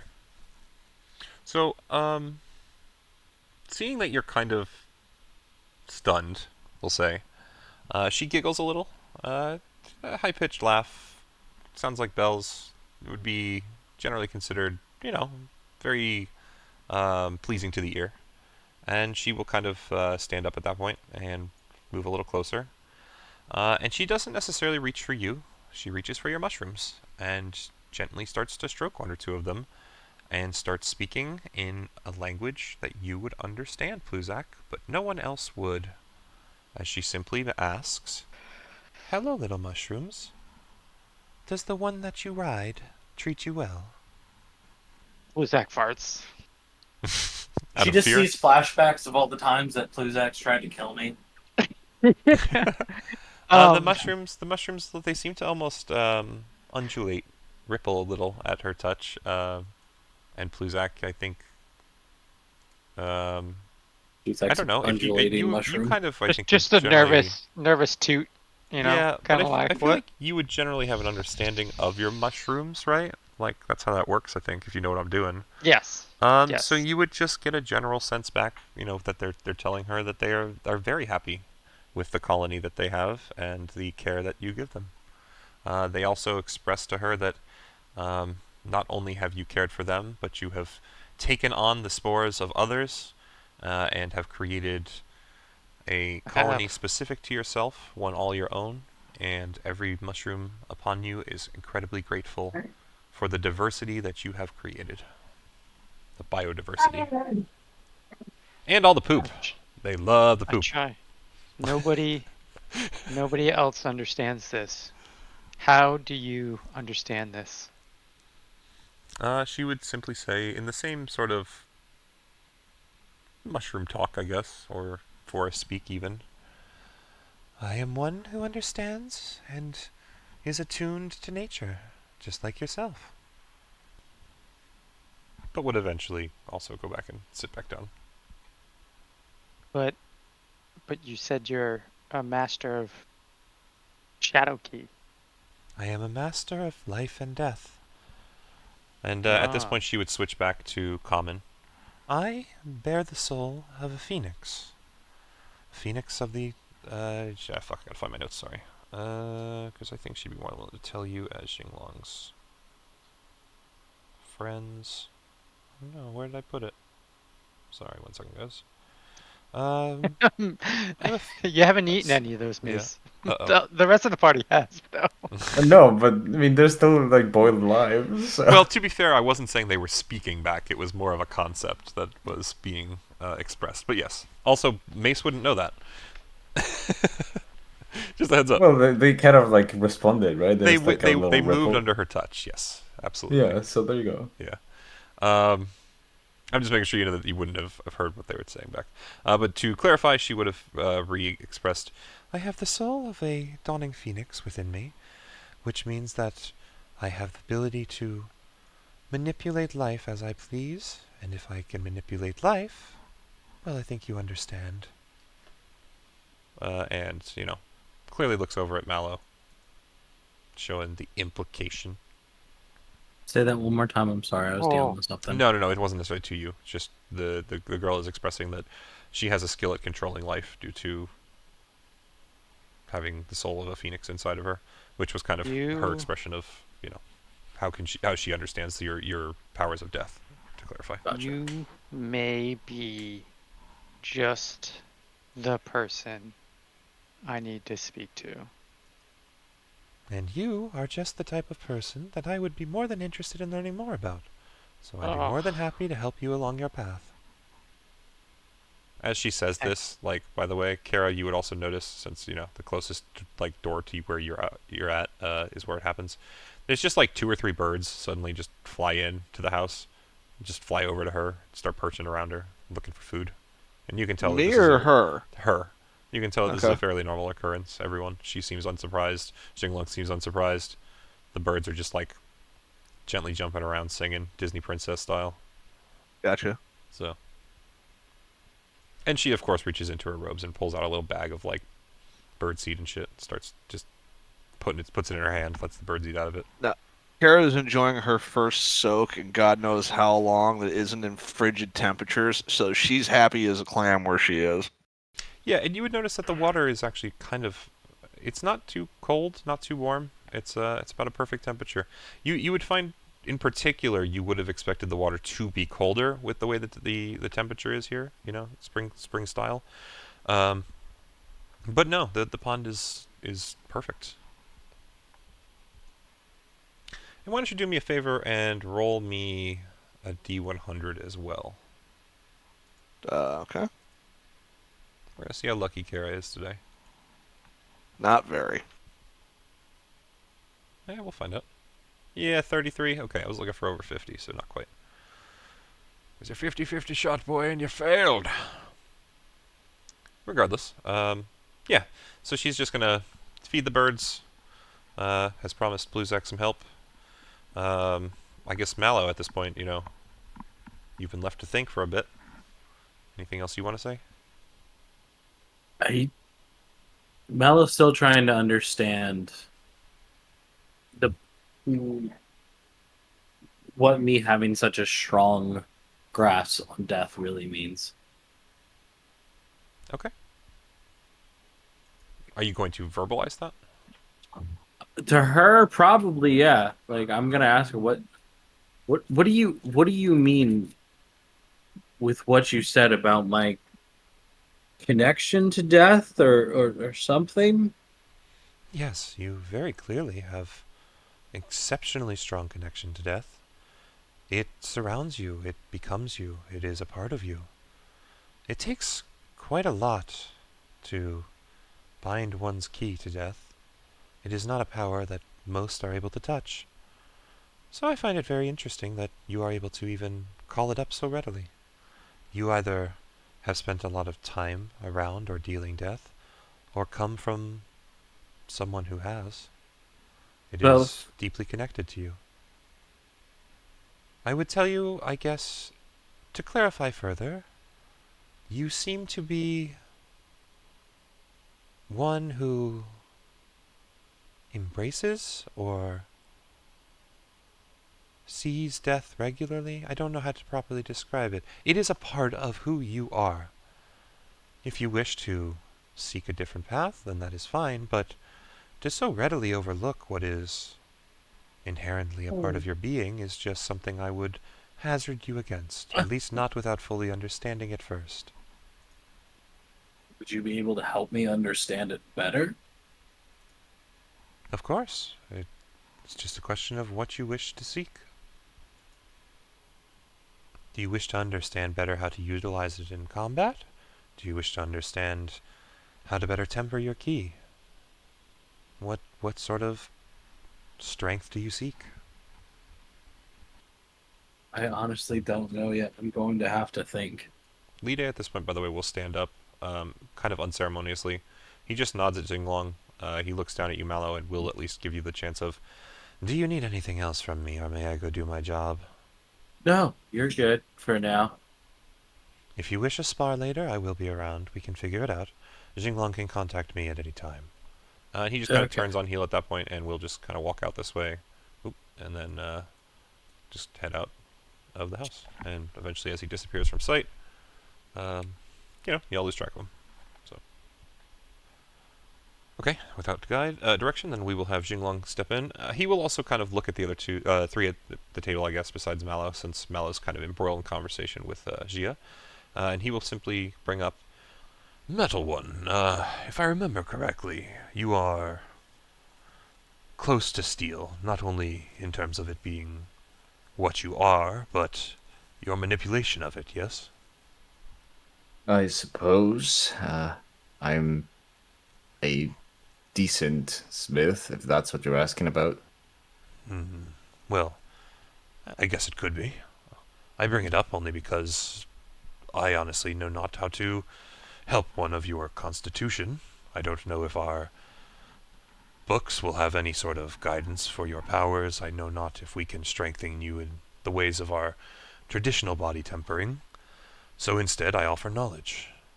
If you believe it would be useful, we have master smiths, we have artifact masters, we even have array masters if you would believe that it perhaps would help you understand yourself or your skills better. I just don't know how to approach a metal one like you, so would any of that assist you? It does sound enticing. if at the very least I'm able to craft the gear necessary to bridge my shortcomings, then I'd be grateful for any help that you can provide. Absolutely, absolutely. What sort of gear is it that you would be looking for? Well, as it stands, I am rather wholly capable of long distance combat. So I'd be grateful if you maybe be able to show me some way in which I could bridge the gap. Uh, I know that there, of course, exist ranged weapons, but those don't necessarily suit me best. I thought of maybe perhaps something along the lines of uh, I don't know, a binding grapple of some sort, or a harpoon, maybe even. I thought about even tying rope to some of my javelins, but I never thought it would really do the trick. Not against the things that we've encountered so far. Leif, as soon as you say rope, just like takes his bag off his back and like holds it tight. I'm assuming. Yeah, like winces a little bit. Not mine, God damn it. Yeah, so Xinglong would simply say that it sounds like a weapons master's, or sorry, a mastersmith is perfect for you. Yes, I can take you to our mastersmith in the morning. You all looked a little ragged coming in. I can imagine rest is probably what is best for you today. We will figure out your training regimens and let you do so.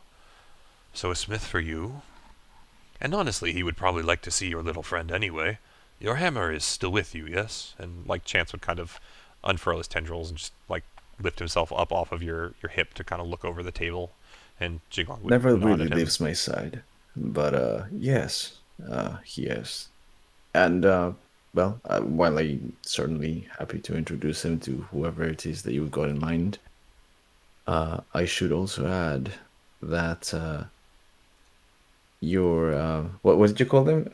Not relay. Like the stone circle.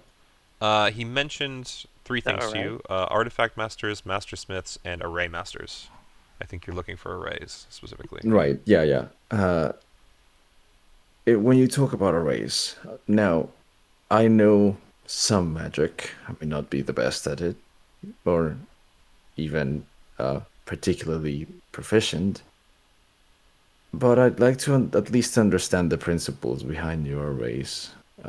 Not because I might be able to use them in any reasonable capacity, but one of our companions, the woman that is currently not sitting here with us, seems to have more knowledge about, well, otherworldly travel and such than the rest of us, and as it stands, regardless of whatever may come in the future, I intend to follow her, and such knowledge would come in handy for such a task.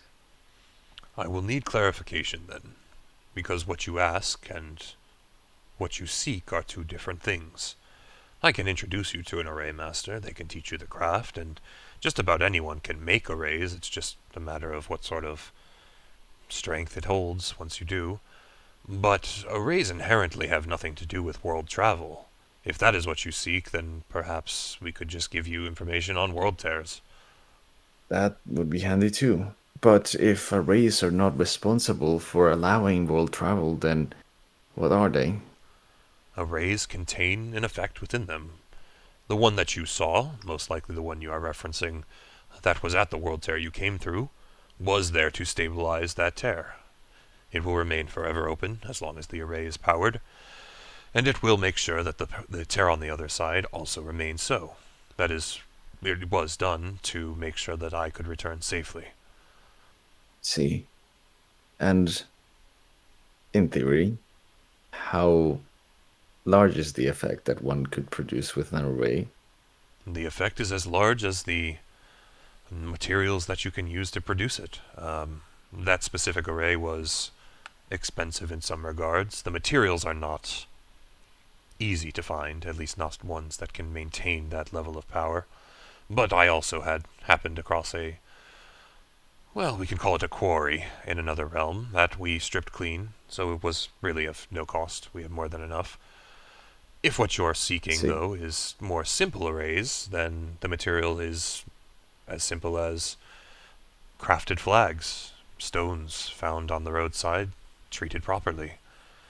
Little Well, trinkets. I really thought about if what you say is true and they have inherent magical effects within their effective zones, then they would be extremely useful in the art of crafting.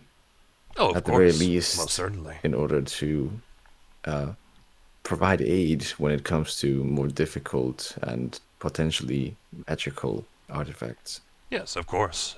There is a reason that becoming an array master is a path for those to seek who wish to do so. Um, Arrays are one of the most useful tools at our disposal. And much as you are positing, when an array master and an artifact master team up, the wondrous creations that they are able to produce are sometimes earth-shattering, mountain-destroying, soul-trapping, absolutely incredible effects that can be produced, yes. Well, then, in that case, I'll accept whatever knowledge you're able to offer me. Gladly. Gladly. Craftsman for you, then. He looks over at you, Leif. You have heard what is offered. Your friend over here, as he points at Mallow, seeks further strength. The metal one seeks to, what's the word I'm looking for? Enlighten his mind. How about yourself? Is there anything we can offer you? I would Make like my to. clones become real, boys. Yeah. I would like to understand my sword better. Your sword. What about your sword? I would I'd take my sword out, Mhm. and I would just say that I would like to understand Fortunia better. Your nickname for the blade, or he's No, confused at what you've called it, I guess. yeah. No, it it speaks to me. It was my father's sword, or more so, I guess. Yeah. Well, right. Yeah, it was my father's sword. I wrote my notes here. Curious. And it being your father's sword, does that make you feel you must walk along the path provided for you by it? Is that why you wish to understand it more? Yes, I feel like it deserves better, more of my father. That is an interesting perspective to have.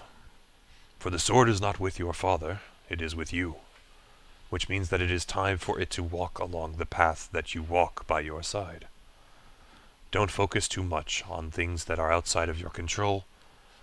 Focus more on what you can manage. I think the first step for you would also be to visit our master smith. Any secrets that this sword holds, or that is to be gleaned from it, he would be the one to be able to assist. Thank you. Gladly. It is as I offered in my letter. You all seem to be in need of strength, and here in the Limitless Path sect, that is exactly what we wish to provide. And I guess he would. I'm gonna Go ahead. chime up and I'm gonna say, Mace, you know, you didn't have to attack at range. Those creatures had come down to attack you, and you could have attacked them like I had mentioned in combat. But Some unfortunately, waiting for someone else to make the first move only works so often. Sure, I could wait for them to get close enough and try to attack and hope I manage to get a few licks in as they realize whatever tactic they have in mind. But that is just a battle of attrition against an enemy that has the upper hand. I refuse to be backed into a corner. Sure. Just giving you the insight which you seem to have missed during combat today. Gia is going to look at you, Pluzak, and just kind of like give a very gentle nod and just be like, "Of course, one who is so gentle with nature would be kind to his friends. Very, very nice of you." I don't think they ever agree with me as being kind. At least you are putting forth the energy. It is all we can do sometimes. The kind words always make plants grow stronger. Or the kinder words is maybe the way to put it. But. And I'm also just making some notes. I do have one more thing I want to add here at minimum. Leif wants Smith. Pluzak. So Kara, it would be about this point that Gia would actually stand up and come to find you, just to make sure everything's okay, and she would kind of lean over the banister, and just once she catches your eye, Winged One, I do want to at least alert you. My husband is trying to figure out training regimens for each of you. Would you perhaps wish to come join the conversation so we can assist you as well? If I'm needed, sure. And Kara will stand up and start drying herself off. Yeah, I think, let me check. I think Gia would be able to actually just kind of use her key to help with that pretty quickly. Let me double check it. Oh, I don't see the thing that I thought I had. Alright, so never mind. She will just kind of toss you a towel, I guess, from... She'll go grab one inside and come bring it back and toss it to you. But otherwise, she would turn on her heel and just I kind will of note walk back that inside. Kara does not put her armor back on. That's going into the bag. She's just going to put on regular clothes. Alrighty. Absolutely. So yeah. So I'm unequipping that. You would come back into Xinglong, kind of glancing over towards Higgs and asking you as well. Sir Sien, you have been with us long enough now. I should ask, are you still simply wishing to listlessly follow your path of help, or do you believe it is time to finally be reflective? Sorry. Ah, were you talking- listlessness has its joys. Oh, agreed. It is only through the listlessness of my childhood that I grew to be friends with Gia. But I do offer advice. Perhaps it is time to at least listen to your inner demons. I plan to have all of them here visit the specular lotus. And I believe you should join them. Think about it overnight while they sleep. Do you think you don't need any more help here? I mean, there's only two of us currently watching guard. Lide is working on something for me. He will be fine. I think it should be okay. I am more interested currently in seeing what sort of insights you can gain from our guests. If you do not mind. We shall see. He simply nods. Good. Good. We shall see. But otherwise, for now, his expectation will be, as stated, that when the group visits the Lotus, that will be with you in tow. That's a thing for later. That's what we call foreshadowing. All right. But with that, I will simply ask, unless you guys want more information on some of the things that I've mentioned that are available, I don't think I want to get too deep into the RP of learning those things tonight. So we can learn more about the world, we can learn more about that stuff, but I think we'll get to the point of the long rest and call it here for tonight. So, anything else anyone wants to learn? I think I have to think about it a little further in terms of because I mean, obviously, I would like to ask like, what this particular world is like, all the stuff they can find, but since it's a bit of a mix-all kind of pot, I might have to hone down my questions a little further. Yeah, absolutely.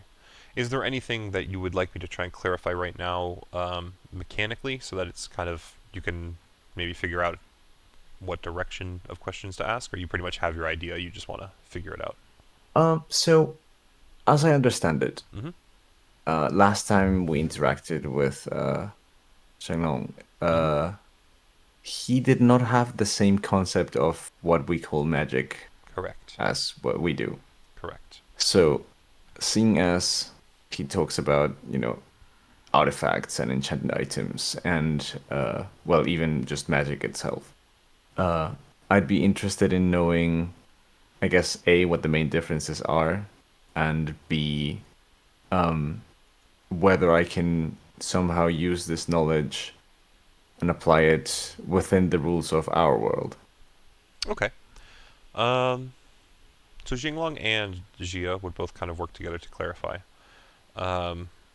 Xinglong would... What's the best way to do this? I guess we'll do it this way, because this is all still perfectly good for RPing tonight. Xinglong would stand up after your questions, and he would simply say, "If you do not mind a spar, I believe that is the quickest way to answering your questions." Oh. Not what I had anticipated, but I don't mind. Good. It's been a while since we've had purpose to use the dojo. And he will just kind of, for both of them for the most part, will stand and wave you all after them. But otherwise they'll kind of walk out into the hallway, and they will head to the little southern room over here.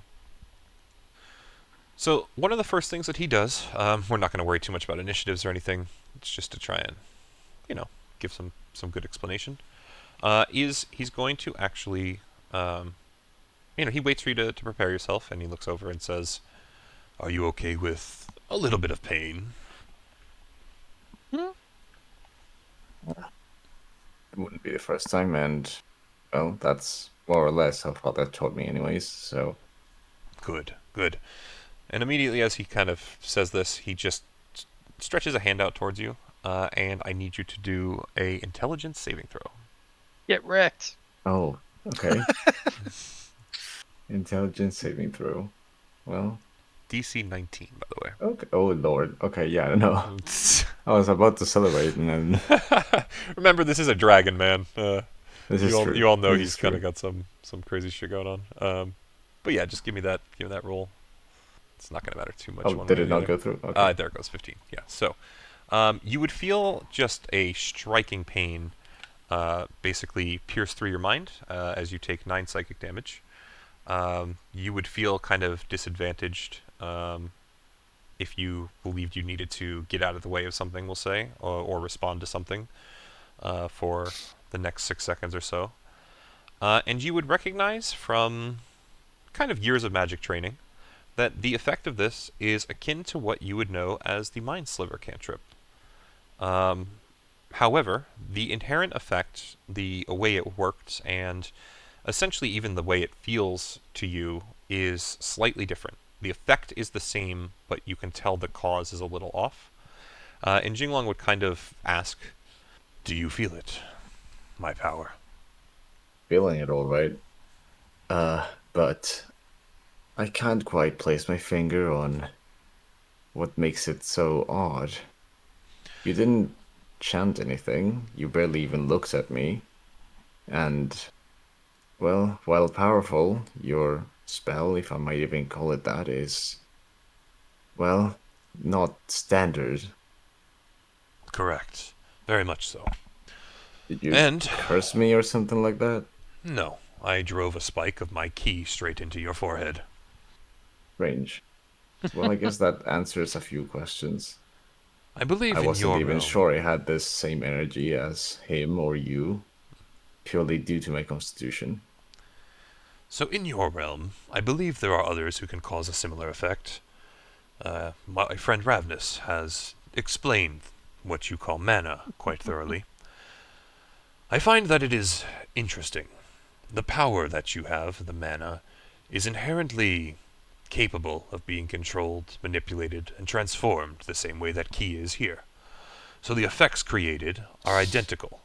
It is simply that the power that supplies, or the energy that is supplied to power such effects, are different. And as he says this, Gia will actually also kind of put a hand out. In this instance, it's not necessarily unlike a spell, as she is moving her hands in something akin to a somatic nature, but it's not any sort of somatic you would know. It's much more akin to like Tai Chi, not that that would necessarily exist in Mace's realm, but that's kind of the movements that you'd be seeing. Mm-hmm.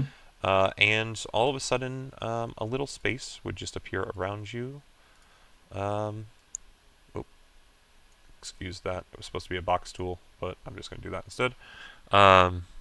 As a healing spirit appears in your space and is going to heal you somewhat. So that's 7 plus a d4. 1 second. So if I'm understanding correctly, as I'm sort of receiving this Yeah, so healing 9 effect healing of her. total. Okay, sure. From that healing spirit. You are your own batteries. Correct, but not in any less of a capacity than you are when you cast spells. It is more that the energy we use is inherently, well, I think its nature is more physical, as far as I can tell. We manipulate it, transform it, play with it to get the shape that we want, whereas in your realm it's, at least by my understanding of Ravnus's explanations, more like you call into being an effect and fuel it with your mana. Slightly different in the way that it is done, but inherently the same in effect. It was thought that we had limits as to how much mana we could draw. Yes, How yes, it seems much? so. What kind of limit does your power have? The same. There is a physical capacity that once we are overdrawn, we are no longer able to draw more. It doesn't And what inherently... happens to you if that happens? No more than slight exhaustion. It doesn't physically stop us from doing anything, but the protections of our ki then become far lessened, you could say. Would I be able to use it in lieu of mana? Not in lieu of, but from my testing with Ravnus, you should be able to utilize mana the same way we do utilize ki here. Or at least close enough that all information, all knowledge we have is applicable. See. I believe the only one here who could technically learn our teachings truly and specifically is that one. And he, of course, points to Mallow. Yeah. Alright. At the very least, it follows similar rulings. So, if I was somehow able to at least disrupt it, maybe through external force, yes, that much could work. I'll have to think about it further. Any guidance you wish to seek, I can either answer myself, hopefully, and short that, we can take you to any of our master craftsmen. They would certainly be able to guide you further. I appreciate it. I will think on it, at least for a little while. Let me roll another healing spirit, because I'm sure enough time has passed. Yeah. 7... I hit 9 again. Identical roll. But yeah. And it would technically stay there, the healing spirit, for another couple turns if you want more healing, but otherwise they kind of... I think at this point I'm full, but yeah. No, I mean, I would thank him for the slight insight that he's given me, as well as his wife. And yeah, I mean, Mace will just sort of start to get the cogwheels moving, figuratively and literally. Absolutely. Yeah, we'll see what I come up with. Very cool. All right, they would offer to take everyone back over to the table if you guys want to discuss more, or if anyone wishes to spar or ask for physical guidance, they could stay here. That depends on what you guys are still seeking, if at all. Anybody? I have questions. Okay. Questions for table or questions for the dojo? Table. Cool. Not Back fighter. to the table. Everybody goes back and chats. Leif, as you sit down in that seat, you realize Yeah. that there is poop on the cushion. Yeah. Uh, Little poop came out. I don't wear underwear, man. Um, The good news is you don't know if it fell off of his back or if it's actually from him. fresh. well, I used to not have a problem with you. This is what Now breaks I it. do. Finally, Leif has been mad at someone. Leif creates an echo to wipe poop off himself. I just create an echo to sit on the echo. So That way when you I'm not do- on the poop. When you do, the echo gets messy from sitting on the poop and then gets messy again when you sit on it. So now it's like sandwiched. Ah. That echo goes to the house and everyone's like, alright, you gotta go stand in the corner. yeah, what did you get used for? Poop cushion. Yeah. And he'd already sat in it. I don't understand. Yeah, it's already dirty.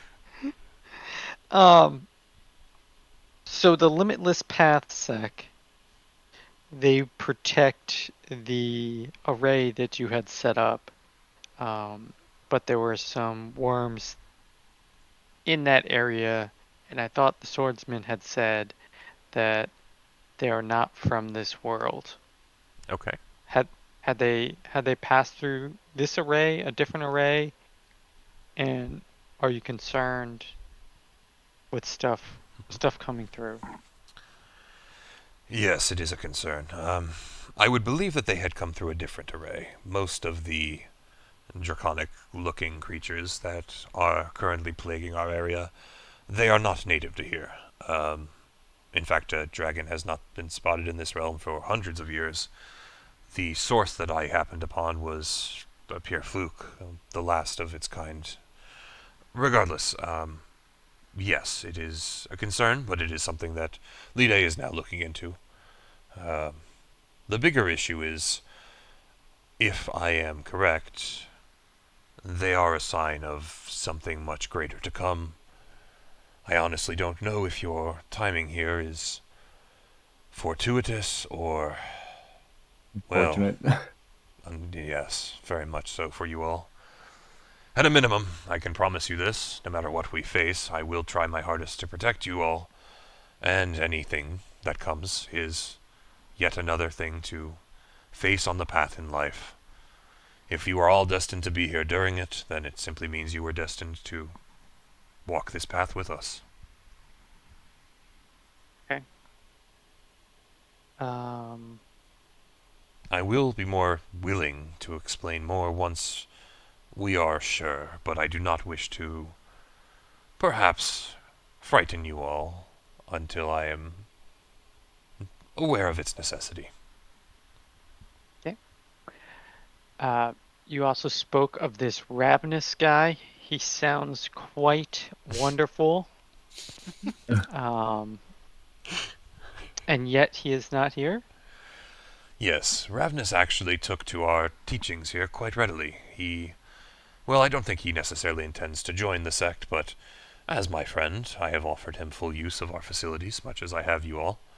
And after a short time with one of our divination experts, he left through a different world tear to seek the item that he has been seeking since coming to your Icewind Dale, I believe it is called.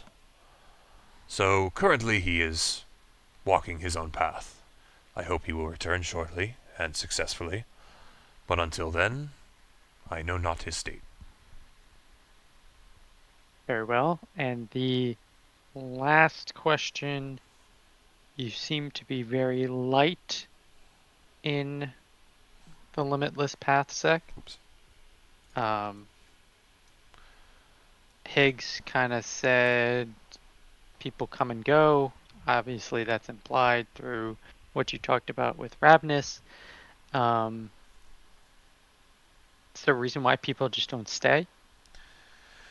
It is not that people don't stay. It is... He seems kind of dejected a little. It is really more the fact that there was an incident. Many chose, as was stated, of their own volition, to go and join other sects. There was an attempt at a coup, and while our Limitless Path sect did maintain its foothold in this world, there are many other sects promising far more protection than we can currently offer, and many of our disciples saw it fit to perhaps seek shelter under their roofs instead. It is as simple as that, as disappointing as it is. So no wars between the sects. There is infighting, I will not lie, but it is generally frowned upon and only done in secret. In this instance, no, there was a moment of weakness in our sect, and it was preyed upon by others. That is, I think, the most detail I am willing to go into in the moment. Right. Well, I'm very happy that the frost jade flower is able to help your wife. Yeah, he kind of not only nods at you, but beams at the shift in topic. Yes, I am also very glad. I was able to fulfill my promise and keep her safe as I have always dreamed to do. Or aimed to do is probably the better way to say it. If not for the flower, well, he actually looks over at you, Kara. I thank you for trying, but I did try the pill, and it was unsuccessful. Well, one could only hope. Yes, regardless, your generousness in allowing me the attempt is still greatly, greatly appreciated. And Gia as well kind of nods at you in appreciation. My previous role in life dictated that I find the balance between life and death. Sickness is not a pleasant death. No, especially not when it feels like you are melting from the inside out. Yikes. Though I assume, as you are seemingly able, that your illness is diminished. Completely healed, as the Frostjade flower was expected to do. My husband had to slave over a pill for quite more time than I think either of him or Lide thought would take, especially considering Lide is not as familiar with alchemy techniques as myself. But nonetheless, I am safe. If I might pose a question of the two of you, Xinglong nods. this place is connected to many realms. It is the high heaven of myriad doorways, of course. Would one have connected to Asgard? He kind of looks over at Gia and she looks back and shrugs. We know not this name, Asgard, but it is always possible. Even among the world tears that are here today, many will disappear by tomorrow and many new ones will open. It is always a possibility that a doorway will appear to wherever it is you seek to go. Are there any concurrently stable doorways that do not change? Only ones that are, let us call it, protected by any of the sects in our realm. Arrays must be created. There are naturally occurring arrays, but the chances of a naturally occurring array, both existing with the power to stabilize a world tear and then having a world tear open within it, is slim to none, to be honest. They are almost always created, manufactured by our hands. And these random tears that appear, how long do they usually stay for? That is always unknown. Each tear is different and often can be dangerous to go through unless an array is built to stabilize it first. Many a time, those from our realm will stumble through new arrays or perhaps take risks at jumping through them, or not arrays, I'm sorry, world tears, and will end up stuck for years before finding a tear that leads either to somewhere we know or back here. It is just a risk that we must take. This realm that we're in, how far does it extend? Is it a contained world? Is it something as vast as our world? What is the I believe I would need you to define this realm by itself. If you mean, were you to walk from one place in a straight line forever, would it continue? No. You would eventually reach back at the place you started. How long However, would that take? he kind of thinks for a minute, and basically just comes to the answer of, I cannot adequately say. The amount of speed each of us travels at depends upon the skills we have. It would take years at minimum, but potentially decades depending. Regardless, Vast enough. It was more my trying to understand the radius at which these tears form around your home. they are everywhere within this world, and lead everywhere, and anywhere. So, if you consider the tears to be part of this world's nature, it is endless. Well, I'd had a hope that I might be able to return home and do a little bit of training there, but it seems fortune doesn't favor me as much as I would have hoped. I would tell you never look past the possibility, but yes, unless you were to search every terror throughout the realm, and continue to do so every day, it would be difficult to discover a specific tear going to where you seek. I assumed as much. The only reason But I even ended up in your realm was because we could feel the cold spilling through the tear that I went through, and I took a risk.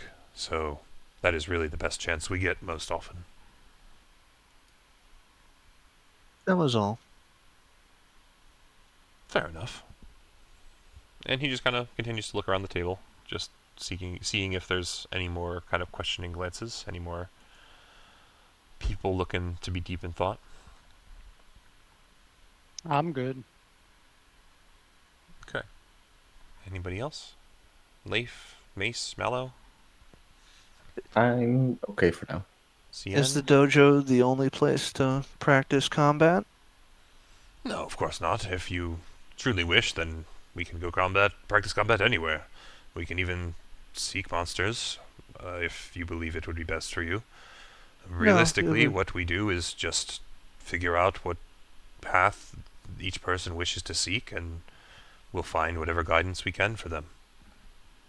It's been a while since I've seen grass. I just wanted to practice on the grass, I guess.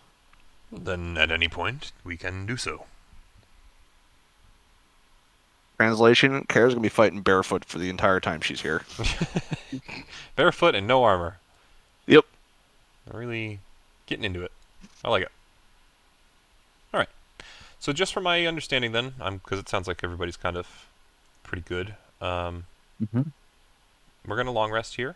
You know, there's 6 beds, 6 of you should work fine.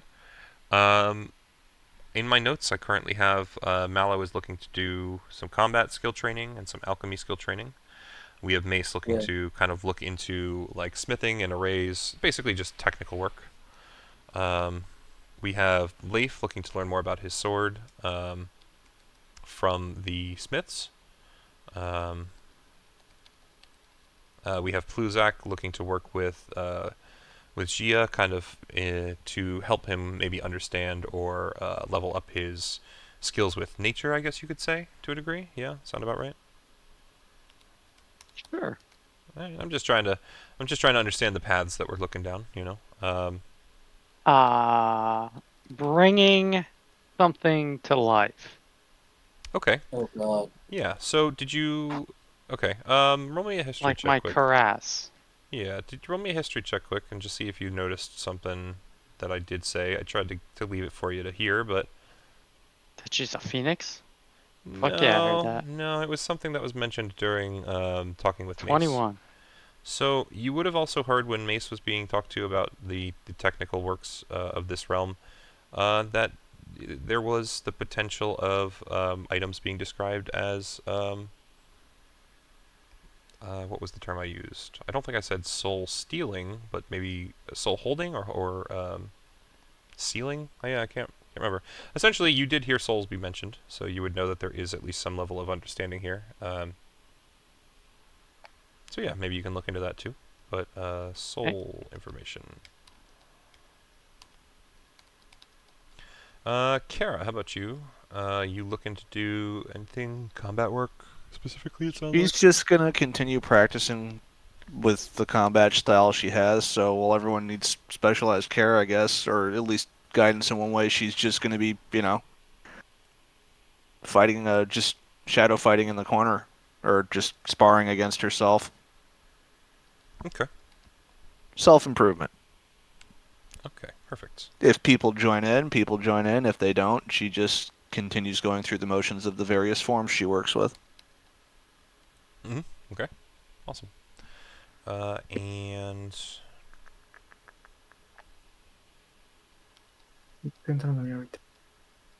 okay. Cool. That's good. Gives me some notes. There's still plenty of stuff, that I already have prepared, but it does allow me to kind of dial in more on having a couple things a little more specified for you guys next session.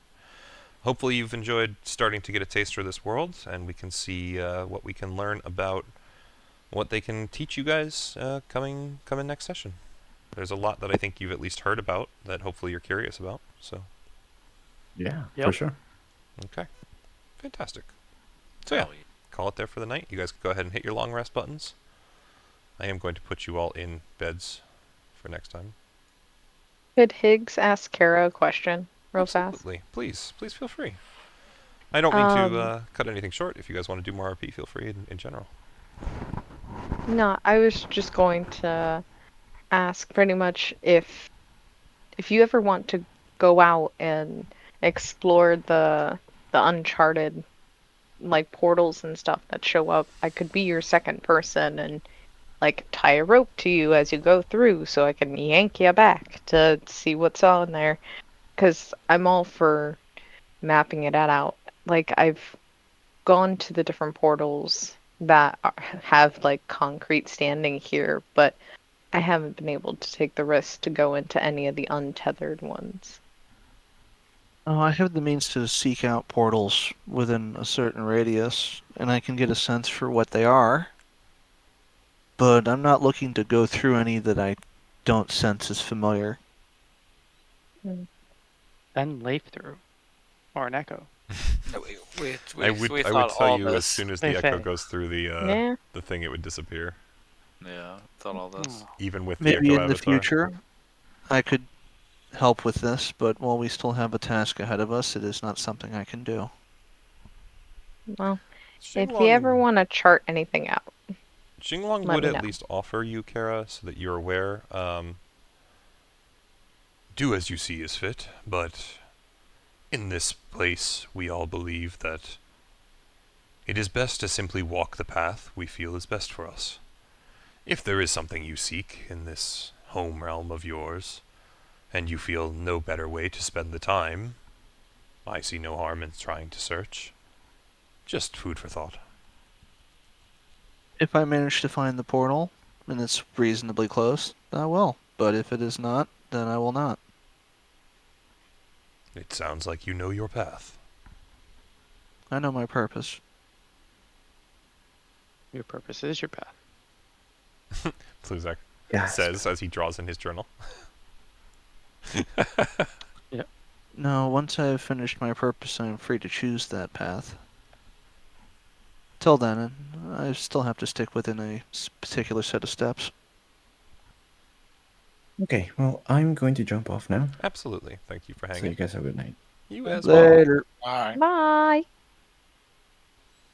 I'm definitely gonna end up wanting to talk to his wife more about the whole key thing. Well, Yeah, okay. Do you want to give me just kind of some guidance on what are you hoping to get out of those conversations? Okay, are you good, Rook, if I get out of here? Absolutely, man. I'll Yeah, we're fucking done for the die. night. You guys are good? Yep. Alright, I'll talk at you all. Absolutely. Bye. Have a good night. Have a good one. And I will actually cut the recording as well.